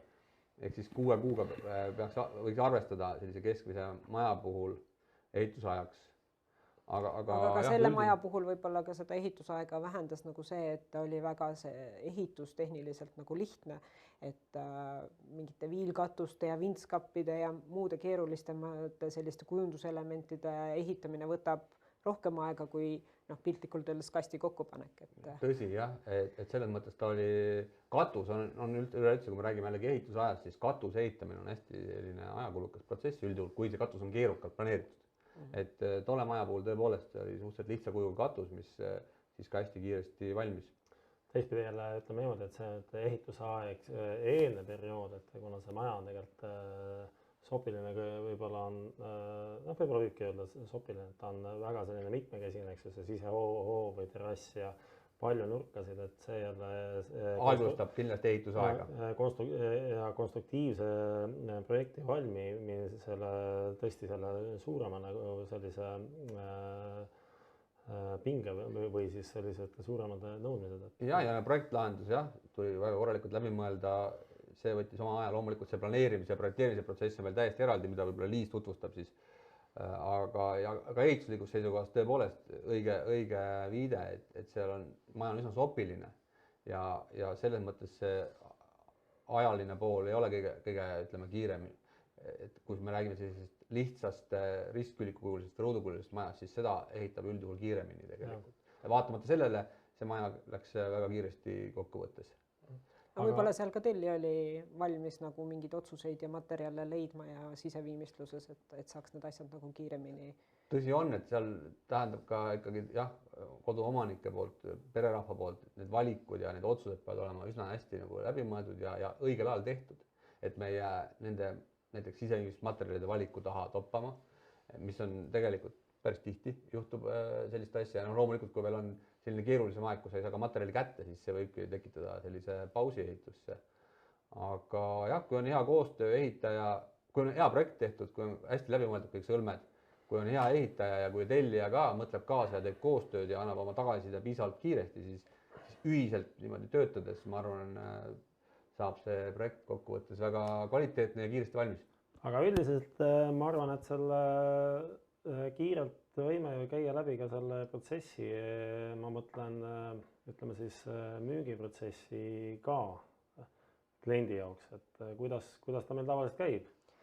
No ma võib-olla nii palju, et selleks, et seda maja ehitada, on kõigepealt vaja teada, mida me ehitame ja kuhu me ehitame, et siia ette nagu see projekteerimisprotsess võtab sisuliselt võib-olla sama palju aega, kui see lõplik maja valmimine, et ühed valikud on inimeste jaoks need, et nad võtavad mingisugused näidisprojektid, mis nende kinnistule sobivad ja mis nende perevajadusi rahuldavad, et siis on nagu olemas selline arhitektuurne põhi, mille pealt üldse nagu edasi hakata liikuma. Meie kogemus näitab, et väga paljud sellised igasugused tüüplahendused, nagu öeldakse, inimestele ei sobi ja seetõttu ei ole ka meie oma kontseptsioonis neid väga palju välja pakkunud, et meie kodulehel olevad lahendused on pigem ongi need näidised, et inimesed saaksid mõelda, mis suunas ta üldse nagu seda kodu tahab või mis suunas talle ka lubatakse midagi ehitada, et siin on oluline teada siis ka neid tingimusi, mis su kinnistul on lubatud. Et kui me räägime sellisest individuaalse lahenduse tegemisest, et siis see jällegi vajab natukene rohkem eelplaneerimist ja ajalist planeerimist, et me siis saame kokku, räägime läbi inimese soovid, vaatame üle kinnistu, vaatame üle nõuded, vajadused ja projekteerime siis koostöös arhitekt klient siis sellise maja nagu soovitakse mõneti. Ja ma tulengi siit 2 sammu tagasi, et sa ütlesid hästi, et igal inimesel on tegelikult omad soovid ja need tüüplahendused, et see on läbi käinud küsimus väga tihti, meile see küsimus meeldib ka tegelikult. et kas meie käest saab ainult neid maju, mis on meil seal kodulehel? Ei saa, on õige Et vastus. pigem neid ei saa, ütleks nii. Jah, et te saate neid loomulikult, et aga mis see elu näitab, et tegelikult isegi kui see inspiratsiooniks see tüüp seal on, siis koostöös kliendiga Liis ju käite, need majad väga tihti muutuvad ikkagi. et noh, mina võiks öelda, et neid maju, mis ma nii-öelda kodulehelt võtame ja inimesele igati sobib, on võib-olla protsent.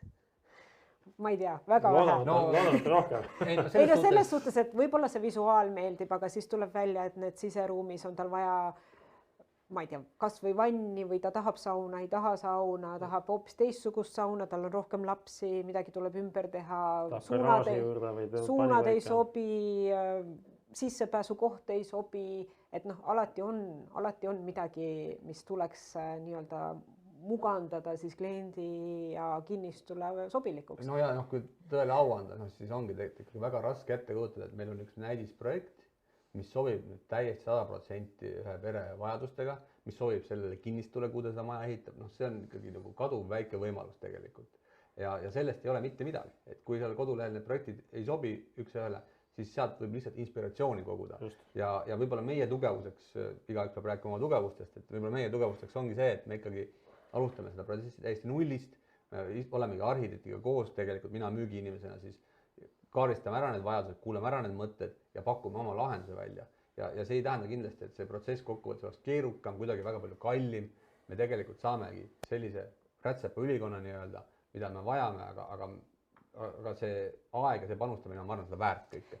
Ja mina olen ka tihti klientidele seda öelnud, et selle paberi peal minul seda muudatust teha on nagu algfaasis oluliselt lihtsam kui pärast sellel ehitusmehel seal objektil koha peal, et kuigi see paljude jaoks on võib-olla raske paberi peal asju ette kujutada, et siis püüame alati enda poolt nii palju kaasa aidata, et tekiks nagu see arusaam, millised vaated on, millised ruumid on, millised vajadused ja millised vajaduste rahuldamise variandid siis nii-öelda on, et saaks seal arhitektuurses nii-öelda algfaasis ikkagi juba võimalikult palju asju enda jaoks selgeks ja ka nagu selles vaates, et ehituse protsessis omanikul või tellijal või tuleb neid otsuseid väga-väga palju teha, et siis on lihtsam mõned otsused juba varasemas faasis ära teha, mitte lükata neid nagu viimase hetke peale, kus on tempo teine, kus on surve teine, et nagu see ehitusprotsess seisma ei jää,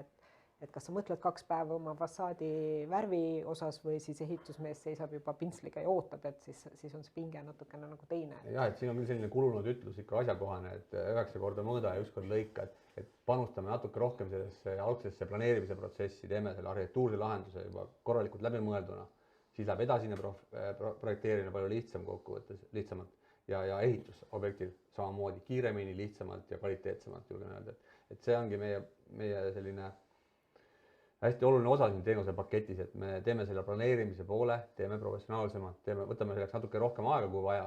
Nagu Liis mainiski, et suures piires, kui klient tuleb meie juurde ja me alustame seda protsessi, siis ikkagi 6 kuud läheb aega selleks, et see maja nüüd lõpuks see arhitektuurne lahendus valmis töötada, kõik edasised projekti etapid valmis teha ja see maja komplekt valmis toota nii-öelda. Ehk siis jällegi kindlasti küsimus, mis paljudele on huvitav teada, et siis kogu protsessi pikkuseks me võime küll rahulikult ikkagi aasta planeerida. Pool sellest läheb planeerimisele, projekteerimisele, komponentide valmistamisele ja pool siis ehituseks tegelikult. Suures piires, olenevalt ka muidugi alati majast ja maja suurusest ja kõigest muudest väikestest detailidest. Erilisi shortcuti võimalusi siin tegelikult ikkagi ei ole, et kui me leiamegi sellise projekti sealt kodulehelt, mis nüüd täiesti üks ühele sobib, siis me võidame võib-olla paar kuud küll, jah.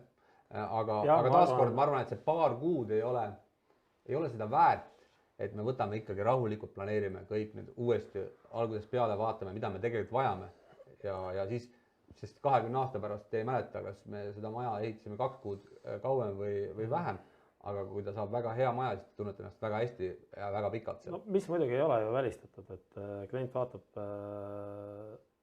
mingisugusele majale ja maja planeeringule, see nüüd otse ütleb, et mulle sobibki see. Jaa, võib-olla lihtsalt peeglisse panna ühtepidi või teistpidi. Ja iseenesest see on tore, see tähendab, et need projektid, mis seal on, ikkagi kõnetavad kedagi, et nad ei ole niisama nii-öelda nagu sahtlisse tehtud, et paljud projektid seal kodulehel, mida me presenteerime niimoodi põhjalikumalt, et paljud tegelikult ongi meie enda klientide majad, millest siis me oleme visuaali jaoks siis võtnud välja neid erinevaid tüüpe, et noh, pigem on see küsimus jah, nagu nendes tüüpides ja võimalustes, et kas sul on lamekatusega maja, kas sul on viilkatusega maja, kas on moodsama arhitektuurse lahendusega, traditsioonilisemaga, et ta annaks nagu jah, just seda inspiratsiooni ja seda nägemust, sest inimesed ja nii-öelda ilu on vaataja silmades, et need on ja võib-olla tooksin veel selle osa ka välja, et jällegi klientidega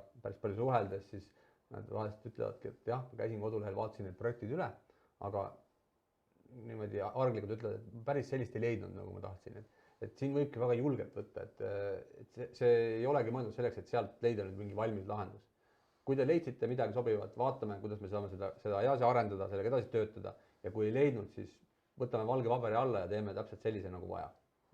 Ja noh, ma ka seda võib-olla mainiks siia, et see arhitektuurne lahendus võib tulla ka mõnest teisest nii-öelda arhitektuuribüroost, et me ei ole kuidagi kinni nüüd selles, et meie ainult oma projekteeritud projekte ehitame. Et võib ka tulla, kui sul on endal juba ehitusluba käes, projekt on valmis, sa oled selle arhitektiga läbi mõelnud, arutanud, vaadanud, et siis võib ka selle majaga tulla meie juurde ja me saame siis aidata selles ehitusprotsessis. Ja nii palju on, et eks ju konstruktiivsed joonised tehakse meie majas. Jah, no see oleneb, et ütleme niimoodi siis sellest materjalist lähtuvalt, et kas on siis palk või on ta CLT, et meie insenerid panevad ta siis paika, et see kuju oleks sellest materjalist teostatav.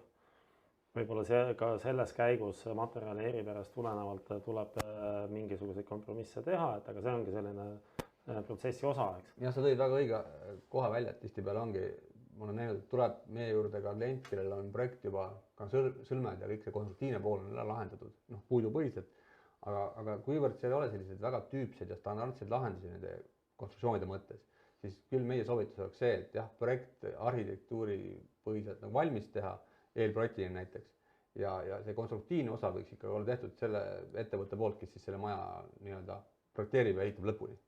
Et siis on see, ütleks nii, et kui need sõlmed on nüüd lõpuni valmis tehtud kohe juba enne seda, kui ehitajad pole valitud, siis võib tekkida see vajadus, et me peame ikkagi mingid tööd uuesti tegema ja see on nüüd kokkuvõttes aja ja raha raiskamine. Võib-olla jah, kliendile jah, et mitte ühtegi halba sõna, mitte ühegi teise inseneri valitud lahenduste osas, absoluutselt mitte. Aga pigem on see jah, et on nagu meie käekiri, meie kogemus, meie materjal, millega me oleme teinud ja seal kindlasti on see teatud reeglid, mida me peame enda siis kontseptsioonis alati arvestama, et see on nagu see pigem see koht, et muidu võib olla niimoodi jah, et klient on teinud võib-olla mitte tühjat, aga et noh, võib-olla natukene topelt tellinud seda konstruktiivset tööd. Aga kas meil on tehnilisi või tähendab see planeerimise osas veel midagi, et kas me võib-olla täpsemaid detaile saaks juba siis, kui on küsimusi, saab juba võib-olla arutada konsultatsioonil, kui meie majja tulla, aga noh, ütleme see projekteerimise protsess ikkagi hõlmab ka mingis osas ehitusloa taotlemist, vajalike dokumentatsiooni kokkupanemist, teatud uuringute tellimist, et võib-olla täna neid siin kõiki niimoodi ette lugeda ei ole nagu vajalik. Ja võib-olla ei ole mõistlik. Nii palju ma küll ütlen, et tihti võib-olla see on, et kuidas öeldagi, et võib-olla mõnel kliendil võiks olla selline soov, et ma vaatan Finlogi kodulehel maja pilti ja et oleks seal nagu hinnasilt juures, et me üldiselt päris nagu sellest tüüpmaja konkreetse hinnaga tegelikult ei müü, mingid indikatiivsed hinnakirjad meil on võimalik saada ka, aga selline mõistlik protsess on alati see, et kui teile kõnetab meie käekiri, meie kvaliteet, siis Kuldar kutsub alati kliendid esmasele konsultatsioonile. Täiesti esimene konsultatsioon tihti võib olla ka vist telefoni teel ja järgmine juba siis on see, et tulla laua taha ja hakata siis kogu seda protsessi, nagu me siin kirjeldasime, läbi käima. Ja noh, nüüdsel ajal tihtipeale alustame ka Teamsi kõnest, et No, üle veebi selle esimese kohtumise. Loomulikult alati võib-olla kohale tulla, ikkagi näha reaalselt neid inimesi, vaadata silma ja vaadata ka võib-olla neid toote näidiseid koha peal on natukene informatiivsem. Ja noh, kindlasti mida soovitame alati klientidele siis mõnda meie ehitatavat maja või ehitatud maja siis ka külastama minna.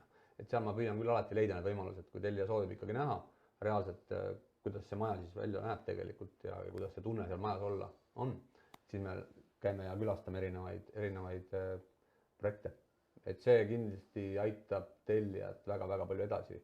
Et üks asi on selline jutt ja see pool teadvustamine ja tutvustamine, aga füüsiline kogemus, kui ka koha peal ära käia, siis üldjuhul tekitab väga hea tunde.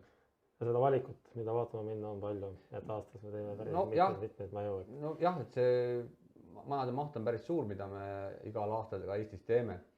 Ja noh, valdav osa ikkagi on siin Tallinna ja Harjumaa piirkondades, aga tegelikult leiab projekte üle Eesti, et võib-olla, aga siiski Tallinna pool on kõige lihtsam neid ekskursioone siis korraldada ka, kui keegi tahab vaadata nii-öelda mõnda maja. Üldiselt on ikkagi ka see, et noh, need majad, mis me oleme klientide üle andnud, et sinna nagu sisse me ei trügi ja aadressi ei jaga. Jah, see kindlasti on juba teine teema, et kui maja on valmis ja inimesed elavad sees, siis me seda privaatsust ei riku üldjuhul. Kui just keegi väga avalikult kutsubki küll, et tulge vaatama, eks. Aga noh, neid maju, mida me oleme ehitamas ja neid on väga erinevates etappides, alates seal võib-olla seinte paigaldusest kuni siseviimistluseni ja noh, kindlasti saab ka nendest majadest sellise hea ülevaate. Ja mis see tegelikult, et noh, võib-olla esimene hetk, kui peab mõelda, et ehitusetapis, et noh, siis kas on hea näidata või kas on hea vaadata. Tegelikult mina isiklikult päris uhkelt ja julgelt kutsuks kliente meie ehitusetappe vaatama, et siis kliendil tegelikult vastupidi võib tekkida, et nad näevad selle meie platsi kultuuri ära, meie meeste käekirja ära, et täiesti avatult ja no see on jällegi inimesest sõltuv, et mõnele meeldib rohkem näha nagu seda sisu selle kuju taga ja teine ei suuda sellest sisust pärast või noh, nagu sellest mööda vaadata, et milline see valmis produkt siis pärast välja näeb, et noh, neid inimesi on jälle hästi-hästi erinevaid, et noh, mina võib-olla nagu ka see, et ma olen erialainimene, mulle meeldib näha veel, kui asi on täiesti nii-öelda nagu paljas, aga samas on hästi tore näha ka juba seda, et sul ongi see, jah, et see kodune tunne tekib sinna ikkagi sellel hetkel, kui see pererahvas nagu selle enda koduks muudab, et enne seda ta võib-olla on natukene selline ehitis jah, ja või maja. Ei, ma olen nõus sellega. Aga noh, jah, et tehnilist poolt kindlasti, kes peab seda oluliseks, tahab näha asjade sisse, siis on muidugi seda ehituskonstruktsioonilist poolt palju parem vaadata valmivas objektis. Samal ajal, noh, kui me varasemalt neid kliendipäevasid tegime tegelikult ikkagi füüsilisel kujul hästi palju, kus me siis näitasimegi, eksponeerisime valmis tehtud maju ja seal käis meil sadu inimesi päevas läbi, siis tundub, et noh, ka praegusel ajal, kus see viirus kollitab ja on ikkagi selliseid üritusi raskem korraldada ja inimesed on natuke muutunud ka, et nad ei soovi enam võib-olla 200 inimest ühe päeva jooksul oma majja, aga sellepärast me neid virtuaalseid kliendipäeva püüame teha, rohkem teha neid 3D-tuure, rohkem teha fotomaterjali majadest, aga samal ajal ei saa välistada ka, et me ikkagi mõnda valmis maja saame omamoodi vaatama minna. Just. Aega jookseb päris armutult ja see on tegelikult väga meeldiv, et ma arvan, et on suhteliselt hea hetk võtta ette põletav energia küsimus ehk päikesepaneelid. Kindlasti klientidel on küsimus, et kas meie majadega saab päikesepaneeli kasutada, ei saa kasutada, nii edasi, et arhitektuurse poole pealt Liis võib-olla juhatad teema sisse. Jah, see esmane vastus on, saab kasutada. No siis sellega saime selle teemaga kokku võtta. Et eks see nüüd natukene kõik jälle, see on jälle üks aspekt, mis on tulnud tegelikult juurde arhitektuurse lähteülesande nagu püstitamisel, et kas see soov on ja millised need võimalused selle soovi realiseerimiseks siis antud asukohas on, et kindlasti tuleb arvestada kõigepealt kinnistuga, et kas seal kasvavad kõrged puud mis annavad varju ja millised võimalused on siis leida selliseid lagedamaid alasid, et nende paneelide peale siis päike ka paistaks, sest noh, niisama ilu pärast neid ei ole mõtet panna, kui nad tootma midagi ei hakka. Noh, teised aspektid on täpselt samamoodi, mis nüüd puudutab katusele paigaldatavaid paneele, et kui palju meil on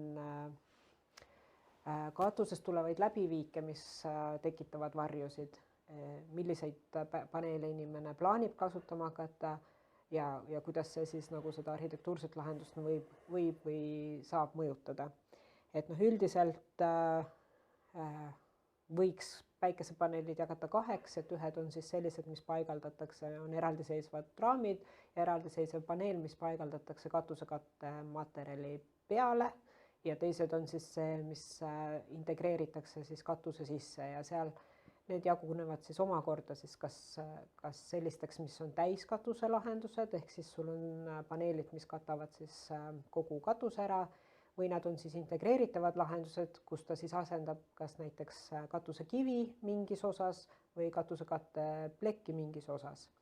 Et need on nagu need peamised täna turul olevad võimalused, et millist klient valib, sõltub nüüd tema nii-öelda enda valikutest, mõnevõrra ilmselt ka eelarvest ja noh, personaalsetest soovidest võib-olla ka. Et päikesepaneelide puhul kindlasti peab arvestama ilmakaartega ja peab arvestama katusekalde nurkadega. Et taaskord jõuab see tagasi sinna päris alguse arhitektuurse projekteerimise etappi, et kuidas maja paikneb kinnistul ja kus kohas on võimalikud need päikesepaneelide paigaldamise kohad. Et vastavalt siis ka sellele see päikesepaneeli tootlikkus siis muutub, et kas ta on lõuna suunas või ta on lääne suunas, et mõnevõrra tuleb ka siin mõelda, et mismoodi seda päikeseenergiast saadud energiat siis nagu talletatakse, et kas see müüakse tagasi võrku või sa tahad seda kõigepealt tarbida enda tarbeks ja ülejäägi siis võrku saata või siis salvestada akupaneelidesse, et noh, neid võimalusi tõesti on väga palju ja igaühel on nii-öelda nagu omad plussid ja miinused ja mõnevõrra sõltub jällegi kõik ka kliendi elustiilist, ütleks ma siis niimoodi äkki või. Et kui sa oled päevasel ajal palju kodune ja sa saaksid suvisel ajal, kui päike toodab sulle selle elektri kohe iseenda tarbeks ära kasutada, siis see on nagu see kõige mõistlikum näiteks viis. Elektriautot laadades. Noh, et sa oledki kodus, teed süüa, pesed pesu, laed elektriautot, et või siis laed siis mingid akusid, et sa saaksid seda energiat nagu ise otse ära kasutada, et see on see kõige optimaalsem viis vähendada siis igasuguseid ülekandeid, aga noh, tihti see elu on pigem see, et sa kodus päevasel ajal ei ole, vaid sa tuled koju õhtul, et kas sa siis tahad, mis elektrit, kui palju ja sa tahad tarbida, et siin mõnevõrra tuleb nagu seda ka arvestada, aga üldiselt võiks öelda, et kõikidele katustele saab neid panna. Kõikide katuste peal nad toodavad vastavalt siis sellele, millised tingimused ümber. Võib-olla Üllar jah, seda tootlikkuse poolt kommenteerib, sest tihti jälle kliendid küsivad minu käest seda, et kuidas see Eesti oludes tegelikult toimib. Ja me tegime natuke kodutööd ka ja tehnilise poole pealt võib-olla kliendil on kõige hoomavam, et millest me siis täpselt räägime, et kui palju paneele, kui palju tootlikkust. Aga ma tulen ka natukene ringiga, et kõigepealt, mis puudutab nendest varjudest. Et meil on üks objekt täna, kus tegelikult majad asuvad ka natukene, ütleme, puude rüppes ja siis oli seal ka nagu planeering või ütleme, kui me seda planeerisime, et panna päikesepaneelid, mitte panna. Ja me tegelikult läksimegi kuni selleni välja, et me läksime krundile kliendiga ja vaatasime enam-vähem, kus meil see kõige kõrgem see päikese nurk on, et kella 12 ajal umbes, et kui kaugele see vari siis tegelikult nendel puudel, mis seal ehitusala piiri lähedale jäävad, et kuhu see vari tegelikult siis kandub. Et mõelge ka ise täiesti julgelt sellist asja, et kõigepealt vaadake, et millised puud teile alles jäävad, kui teil on nagu selline puuderohke krunt. Ja siis kindlasti arhitektid oskavad väga hästi võtta ka päikesenurgad mingisugustel kellaaegadel ja mingisugustel aastaaegadel. Et kas ta tegelikult ikkagi see vari tõuseb teile katuseni või ei tõuse. Esmase töö saab kindlasti tellija ise ka ära teha, aga lõpuks on ikkagi see, et tulevad spetsialistid kohale, kes siis selle kõik ära simuleerivad nii-öelda, kuidas tegelikult see päikeseenergia seal töötab. Absoluutselt. Ja teine asi on siis tehniliste teemadega jätkates, et tegelikult see tootlikkus, selline kõrghooaeg, millal ta toodab sul, ta ikkagi hakkab seal laias laastus maist kuni ütleme siis septembri alguseni. Et enne maid ja septembri teisest poolest tegelikult see tootlikkus langeb päris kõvasti meie piirkonnas. Et nüüd on kohe kliendil kindlasti kaadri taga küsimus, et aga siis vist nagu on nii vähe, et kas on üldse mõtet. Ja nüüd ma toon konkreetsed numbrid lauale. Et küsisin kliendi käest, kellel oli siis paneelide nimivõimsust paigaldatud 11,5 kilovatti, et mis on see reaalne tootlikkus. Ja nii nagu Liis tegelikult ütles, et loomulikult katuse kalle mängib rolli natuke ja mängib rolli ilmakaar, et kuhu poole see katus suundub. Et kõige ideaalsem oleks ta, eks ta suunduks lõunasse. Antud siis niinimetatud näidisnumbri projekt, et seal ei suundu katus ideaalselt lõunasse, Kirja-Kagu siis edelasse tegelikult, et justkui oleks nagu veidikene halvendatud ala. Kui ma nüüd peast mäletan õigesti, et vist kõige ideaalsem oli see 45 kraadi kanti see katuse nurk, et antud majal ei ole ta nii kõrge, et tal on tegelikult 30, kas 4 või 3 või midagi sellist. Ja nimivõimsus, paneelide nimivõimsus, mida on katusele paigaldatud 11,5 kilovatti ja aastane tootlikkus on 9900 kilovatti sellel aastal ja eelmine aasta 2021 oli 9800 kilovatti. Et see aasta ilmselt midagi toodab ta veel seal. Et see on nagu siis, nagu käega katsutav vaade ja nüüd, kui me tulime siia selle kilovati juurde, mis me ennem rääkisime näiteks kütte puhul, et kui palju siis meie tänane 3D-s vaadeldav maja reaalselt kütet tarbis. Aga siinkohal, et tegelikult selle maja energiakulu oli ikka arvestatud kõikide kuludega. Mitte ainult küte, vaid ka valgustus ja tarbe, elekter ja kõik muu selline. Ja see oli siis lähes 12 000 kilovatti. 12 000 kilovatti, jah. Et selles mõttes on ikkagi, ma saan aru, et sisuliselt sellise 200 ruutmeetrise maja energiatarve, aastane energiatarve sai siis 11,5 kilovatise päikesepaneeli nimivõimsuse juures tagatud. Jah, loomulikult antud majal küll oli, eks ju, meil lame katus, eks ju, seal tuleks siis... Jaa, me ei too selles mõttes paralleele, aga põhimõtteliselt sellise suurusega maja sai siis oma energiatarbe rahuldatud sellise päikesepaneelide hulgaga teise maja näol. Natuke jäi puudu. Natuke jäi puudu, aga selles mõttes väga suur osa. Et siis loomulikult on küsimus, kasutan akusid, ei kasuta akusid. Tegelikult küsimus on tasuvusajas, ainult tasuvusajas, et täna kõrgemate elektrihindadega tegelikult tasuks neid akusid kindlasti juba võib-olla mõelda, paluda läbi kalkuleerida. Tänaste energiahindade juures see üldse päikesepaneelisüsteemi tasuvus on kindlasti väga palju paranenud antud kliendi puhul, kui ta selle investeeringu tegi. Pluss-miinus kalkulatsioon näitas talle seda, et kuskil 13-14 aastat oli tasuvus. Aga see oli vahetult enne koroonat. Koroona ajal ja nüüd ka sõja ajal, et selle energia hind on kordades tegelikult ju tõusnud, et kui me täna juba räägime siin 4000 eurot megavatt, mis ta siis kilovatti on? 4 eurot. 4 eurot kilovatt. kui see klient tegi endale selle kalkulatsiooni panna, mitte panna seda päikesepaneelit, et siis keskmine kilovati hind oli 5 senti. Et okei, 4-euroseid vahvaid üllatusi, ma loodan, et väga tihti enam ei tule, aga keskelt läbi me räägime ikkagi päeva keskmisest hinnast, eks ju, seal 20–30 senti kilovatt, nüüd universaalteenusega vist sinna 20 kanti tahetakse minna.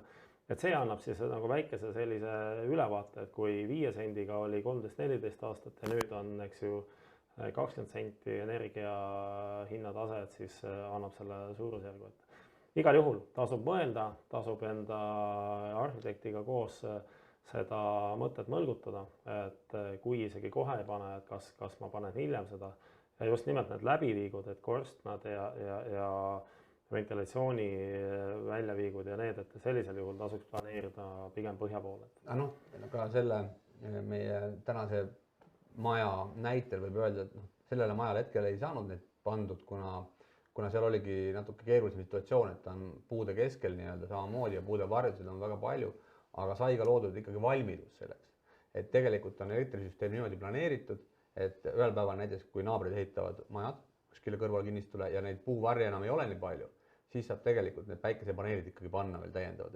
Et minu soovitus on küll kõigile ikkagi mõelda ja püüda perspektiivis ikkagi ära planeerida need. Et see projekteerimisstaadiumis ei tähenda suuri kulusid, see ei ole kuidagi nagu keeruline, lihtsalt see valmidus seada selleks, et ühel päeval, kui need päikesepaneelid näiteks, ma ei tea, on veel oluliselt efektiivsemad ja võib-olla hinnad on paremad, mida iganes, et meil on võimalus ta pärast seal ikkagi ka paigaldada, kui me seda kohe ei tee. Aga üha rohkem ikkagi ka täna meie klientidest siis ikkagi valivad selle tee, et nad panevad koha paika. Kui tingimused vähegi sobivad on, siis nad investeerivad sellesse. Ja nagu sinu toodud näitest ikkagi see tootlikkus ei ole sugugi nii halb, nagu tihtipeale võib-olla Eesti kontekstis räägitakse. Jah, tegelikult kui sa ligemale 80% saad oma energiavajadusest. No see on ikkagi väga-väga suur ja kui me vaatame tänaseid energiahindasid, mis rahaline kokkuhoid see kokkuvõttes on, et see tasuvusaeg, kui see oli tehtud siin enne neid kriise, oli 14 aastat, siis ma julgen arvata niimoodi puusalt, et see kindlasti on täna 2 korda parem see tasuvusaeg.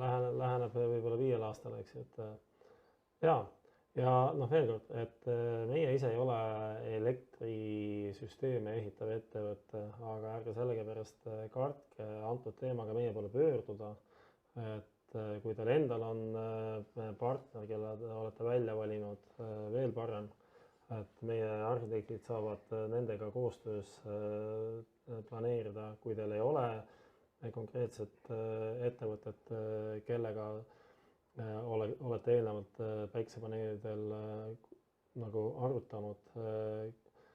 Ilmselt suudame leida teile 1 või 2 ettevõtet, kellega kokku viia. Ja tähtis ongi teada ka, et kui te pöördute meie poole ja teil on soov see päikesepaneeli lahendus ikkagi läbi planeerida ja ehitada, siis läbi meie selle kindlasti teha saab. Just.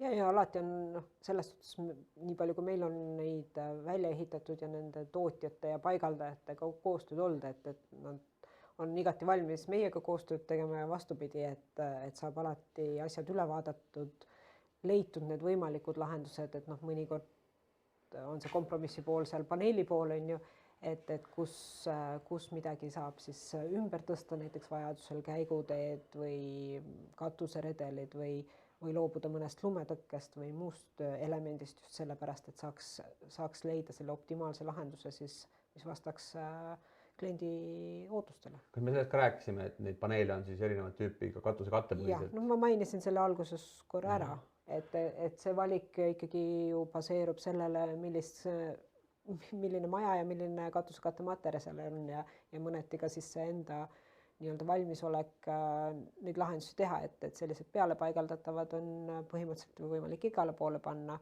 need, mis on asendatavad teise materjaliga, et need natuke vajavad planeerimisel etteteadmist, kuivõrd seal on mingid tuulutusvahede suurused, mida võib-olla tuleb siis natukene ette näha või nii edasi tehnilisest poolest tulenevad mingid erisused. Kusjuures segan vahele, et kusjuures seesama, eks on need numbrilised näited, et antud puhul oli tegemist siis tootega, mis on ise katusekattematerjal.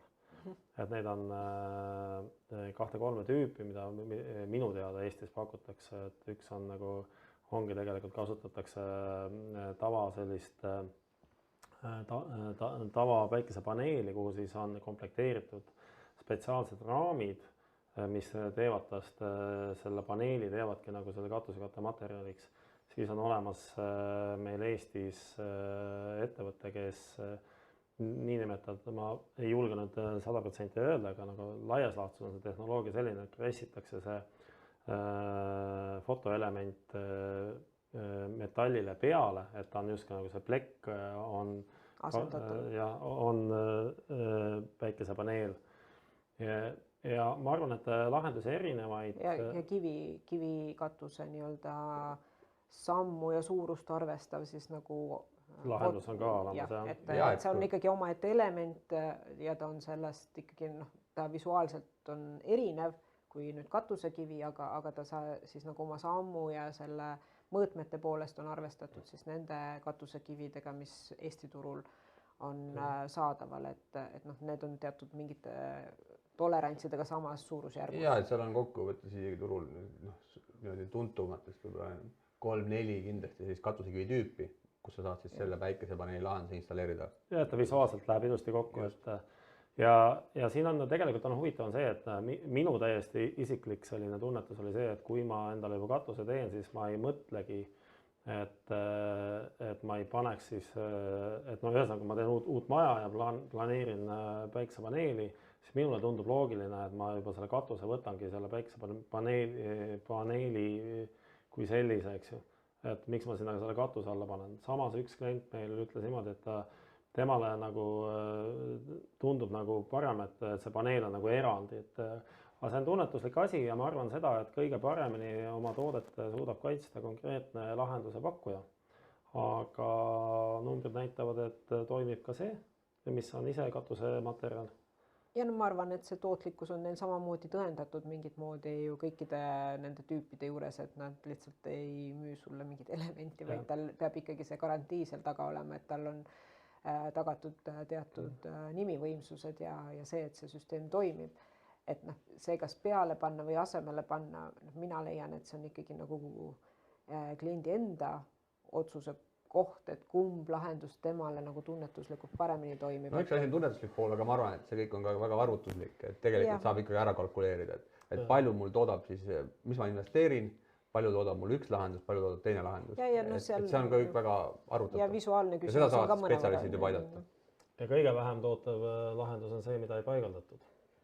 Et jätke see ka meelde, eks ju, et tegelikult nii ongi, et kui katus toodab sulle energiat, siis pikas vaates on see kindlasti. See on nagu investeerimise kohta on selline ütlus, et parim aeg selleks alustada oli eile ja järgmine parim aeg on täna. Et ilmselt katusepaneeli osas on see üsnagi kehtiv ka praegu samamoodi. Tundub paralleel, jah.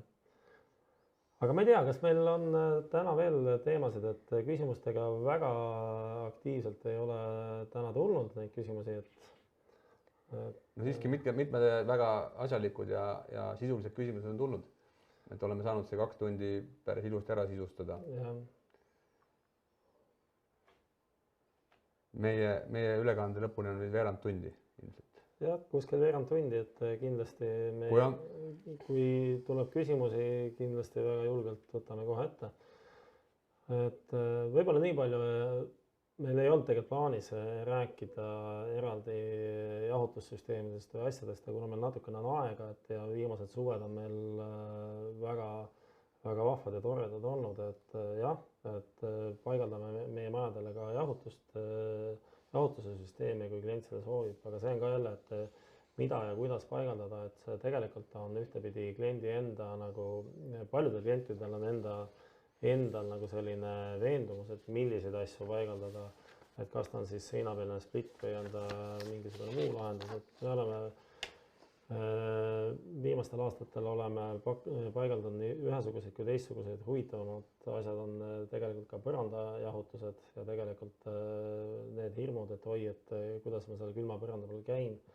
Nüüd see suvi mõne kliendiga rääkides, et tegelikult täitsa toimib, tuleb leida endale see õige punkt, mis kraadini enda põrandat jahutada ja väga hästi toimib, aga veel kord, et jahutuses kõige parem lahendus on esmalt, eks ju, pareerida teravat päikest ja siis lisaks mingisugune jahutus juurde võtta. Et ühesõnaga, küsige seda võib julgelt. küll öelda ka, et tõesti, kui veel paar aastat tagasi sellest jahutusest praktiliselt ei olnudki juttu klientidega, siis täna on see tulnud ikkagi väga päevakorda.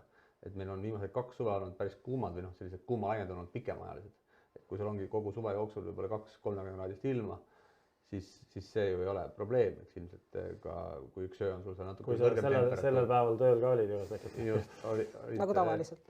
Aga kui on ikkagi mitu kuud ja pikemalt see kuumaperiood, siis kindlasti tasub seda mõelda. Ja jällegi selles kontekstis, et meil lähevad need klaasavad ikkagi suuremaks kogu aeg, mis siis nõuab eraldi sellist läbi kalkuleerimist, et mis see sisekliima pärast teeb sellises hoones. Aga jah, küsige julgelt ja veel kord, et arhitektist alates on mõistlik seda juba vaikselt planeerima hakata, et kui siin sai räägitud nendest klaasidest, mis on siis soojust peegeldavad või tõrjuvad klaasid. See on üks oluline aspekt ja võib-olla kõige selline lihtsam lokaalse jahutuse planeerimine vist ikkagi on sellise õhk-õhksoojuspumbaga täna. Et seda saab ka vajadusel võib-olla pärast installeerida, kuigi see natukene keerukam. Jällegi, et kui see soov on, siis ja näiteks ka õhk-õhkpumbaga lihtsalt lahendada niimoodi lokaalsemalt, siis tasuks ka see kohe ikkagi ära planeerida ja rajada. Ilmselt ka eelarvelises mõttes on see võib-olla kõige soodsam lahendus, et see on see suures piires selle pumba maksumuseks. Siis need Üllari toodud vahepealsed variandid, kus me siis teeme osalise lahenduse, et me jahutamegi natukene põrandat, jahutame ventilatsiooniõhku, ka see on üks meede, eks. Ja kolmas meede, mis on siis võib-olla selline kõige täielikum, on siis nende erinevate siseosadega keskne jahutussüsteem. Mina isiklikult muidugi, me siin maja sees oleme aeg-ajalt seda arutanud, mina isiklikult, mulle see põrandasüsteem nagu väga meeldib, et kuna et mul ei ole müra ja sellist tuult kuskil kaela peal, et mulle see nagu meeldib, aga veel kord, et isegi kui õhk-õhksüsteemi kasutada, siis tuleb valida need siseelementide kohad niimoodi, et istuvatele kohtadele peale ei puhu ja siis tegelikult need tuule kerged tõmbed ei ole ka probleemiks. Et veel kord, kuidas inimestele tundub ja siin võib-olla päris õiget ja valet vastust äkki ei olegi. Ma arvan, et koduplaneerimisel ei olegi päris õigeid ja valesid vastused, et see ikkagi on väga personaalne. Mida mina jälle tooksin selles protsessi seisukohast olles ka ehitusega rohkem kokku puutunud, et mida ma küll näen, et võib-olla tihtipeale ikkagi sellise esialgse eelarve kokkuhoiu mõttes vahest sellised tehnosüsteeme kuidagi nagu ei pöörata väga olulist tähelepanu sellele, et see tasub siiski algselt läbi mõelda päris põhjalikult. Vähemalt jätta võimalused just valmidused seada. Pärast neid, kui on ka võib-olla eelarves võimalused paranenud või näed, et see vajadus ikkagi olemas on, sa saad selle jahutuse panna, nagu ka rääkisin päiksepaneelide kohta. Et pigem pärast on suur mure, kui sa tegelikult vajad seda süsteemi ja sul on lihtsalt konstruktiivses mõttes või ka ehituslikult on juba väga raske, keeruline ja kallis seda rajada. Et see planeerimise faas tasuks ikkagi korralikult läbi mõelda. Ja tihtipeale kliendid ütlevad ikkagi selliseid asju ka, kui me räägime pärast siis kogemustest ja ehitusprotsessist ja üldjuhul on ikkagi see, et sa jääd kahetsema neid asju, mida sa ei teinud oma ehituse juures, kui seda, et sa tegid ja võib-olla investeerisid veidi rohkem millessegi, mis sa tahtsid või mis sulle meeldis. Et julgen siinkohal ikkagi julgelt vaatama peeglisse, et mida me tegelikult vajame ja lähtuma sellest, mitte niivõrd lähtuma sellest rahalisest numbrist, et kas me nüüd teeme selle või ei tee. Et jah, loomulikult eelarve on tähtis ja kuskil on see piir, aga sõnum on see, et pärast mingeid asju muuta või juurde teha on ikkagi väga palju keerulisem, kui maja juba valmis ehitatud on. Ja ei, alati jääb, see on selge, et alati jääb natukene puudu. Et kui keskmine inimene endale kodu plaanib ja see valmiduse jätmise soovitus tõesti veel kord kordan üle, et see on kindlasti väga hea tee, aga jah, ma ei tea, tegelikult aeg hakkab päris otsakorrale jõudma, et kui nüüd kohe lisaküsimusi ei tule, et siis me vist võiksime vaikselt. No üks plokk, mida me tegelikult ei puudutanud üldse, on nüüd selle maja võib-olla see sisekinnistuse pool, aga see on täiesti vaadeldav tegelikult seal videotuuris ja fotomaterjalist, et kui kellelgi veel on mingi täiendavad küsimusi, et mis materjal see kasutatud on, mis tundub võib-olla siis põnev kellelegi, siis ta võib kindlasti meie poole pöörduda ja võime seda selgitada, et jah, selle sisekujunduse poole pealt seal oli sisekujundaja ka abiks ja pererahvas ise mõtles päris palju kaasa ja see lähteülesanne ka selle sisekujunduse poole pealt oligi antud nagu pererahva poolt, mitte ei oodatud sellist valmis kontseptsiooni siis sisearhitektilt.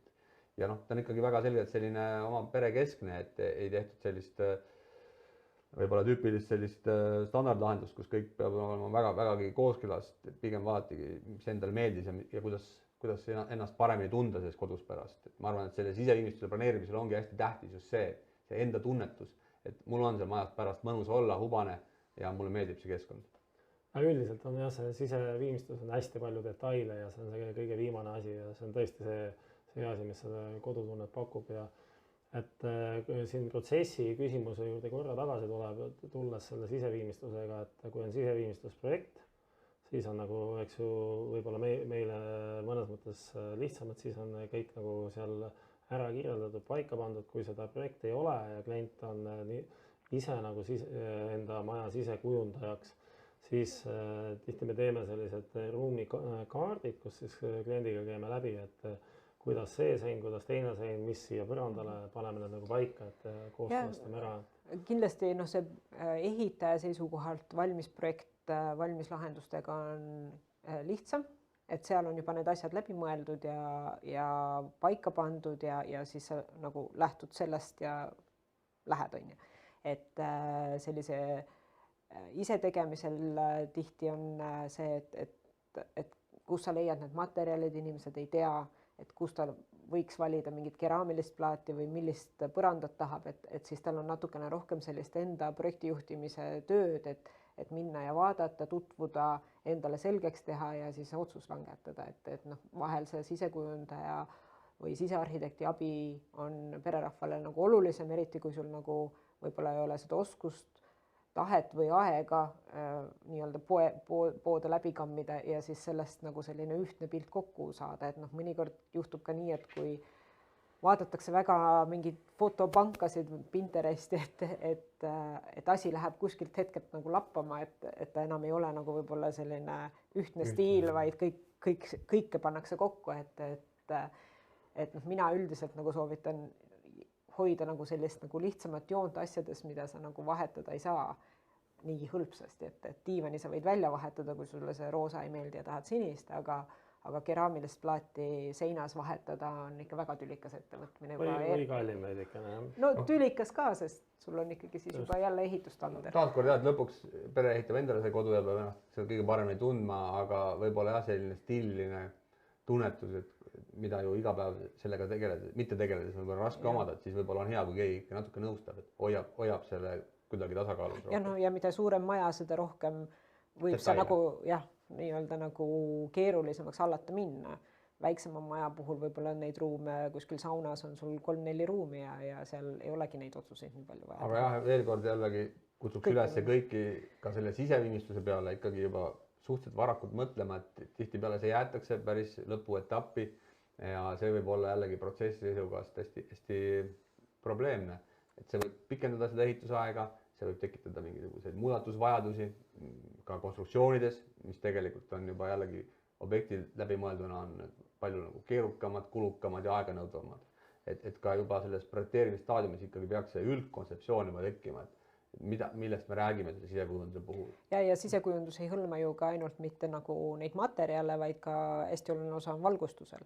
Väga. Et see on võib-olla nagu see koht, kus inimestel ootavad kõige rohkem seda sisearhitekti abi, et leida nagu need valgustuslahendused, et mida sa siis nagu kasutad, millises osas, mida sa sisse lülitad, välja lülitad, mis on timmerdatavad või mitte ja millist meeleolu sa selle valgustusega lood, kuni selleni siis välja, et mis valgusti sa täpsemalt siis valid ja noh, lõppkokkuvõttes, mis eelarveline panus selle valgusti ostmiseks siis valgustus, kõik need elektripesad, lülitid, need asukohad, et see on valgustuste enda paigaldusnõuded, et kas on vaja süvistatav, kas või millist ruumi ta peab nõudma seal taga, eks ja nii edasi. Ja mulle tundubki, et võib-olla see valgustuse pool, mis te nüüd välja tõite, ongi väga õige, et võib-olla tavainimesel selle plaadi valik ja kui sul on digitunnetus olemas või sa tead, mida sa oma kodus tahad näha, et on natuke lihtsam valida, aga valgustuse peale mõelda, et ka üks asi on see disain valgusti puhul, teine asi on see funktsionaalsus, et see on hästi selline täpne asi, mida soovitame nagu põhjalikult planeerida ja mõelda. Jah, et ei oleks nagu pärast seda efekti, et hämar on liiga näiteks, et sa tahad midagi juurde ja siis enam pole seda kuhugi nii-öelda panna. Just.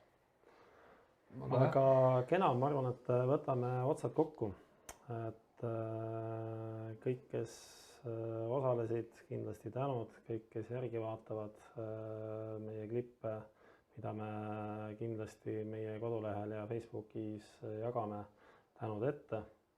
Ja, et kindlasti järelvaadatavus, ma usun, et see jutt, mis me siin rääkisime 2 tunni jooksul, võib pakkuda ütleme jah, sellist võimalust tutvuda meie kontseptsiooniga pärast hiljem ka, et see järelvaadatavus ka esimese kliendipäeva järgselt oli päris väga suur ja jätkuvalt seda vaadatakse ja vaadake ka siis seda meie tänast üritust julgelt järgi. Ja mina julgustan tulla meie juurde konsultatsioonile, kui on soov maja ehitada, et aitame kindlasti sellest päris planeerimisprotsessist kuni siis võtmete tegemiseni välja. Ja, et hästi tähtis kokkuvõtte ongi, et meie käest saate see tervikliku lahenduse alates planeerimisest kuni lõpliku kvaliteetse ehituseni ühes kohast ja see on hästi oluline, ma arvan, tänapäeval, kus elu läheb aina kiiremaks ja inimesed keskenduvad oma asjadele, mida nad teavad, et pigem tullagi ühte kohta ja selle partneri juurde, kellega saab kogu selle protsessi ilusti koos läbi viia. No selge, aitäh teile ja kohtumiseni järgmistel kliendipäevadel. Kohtume!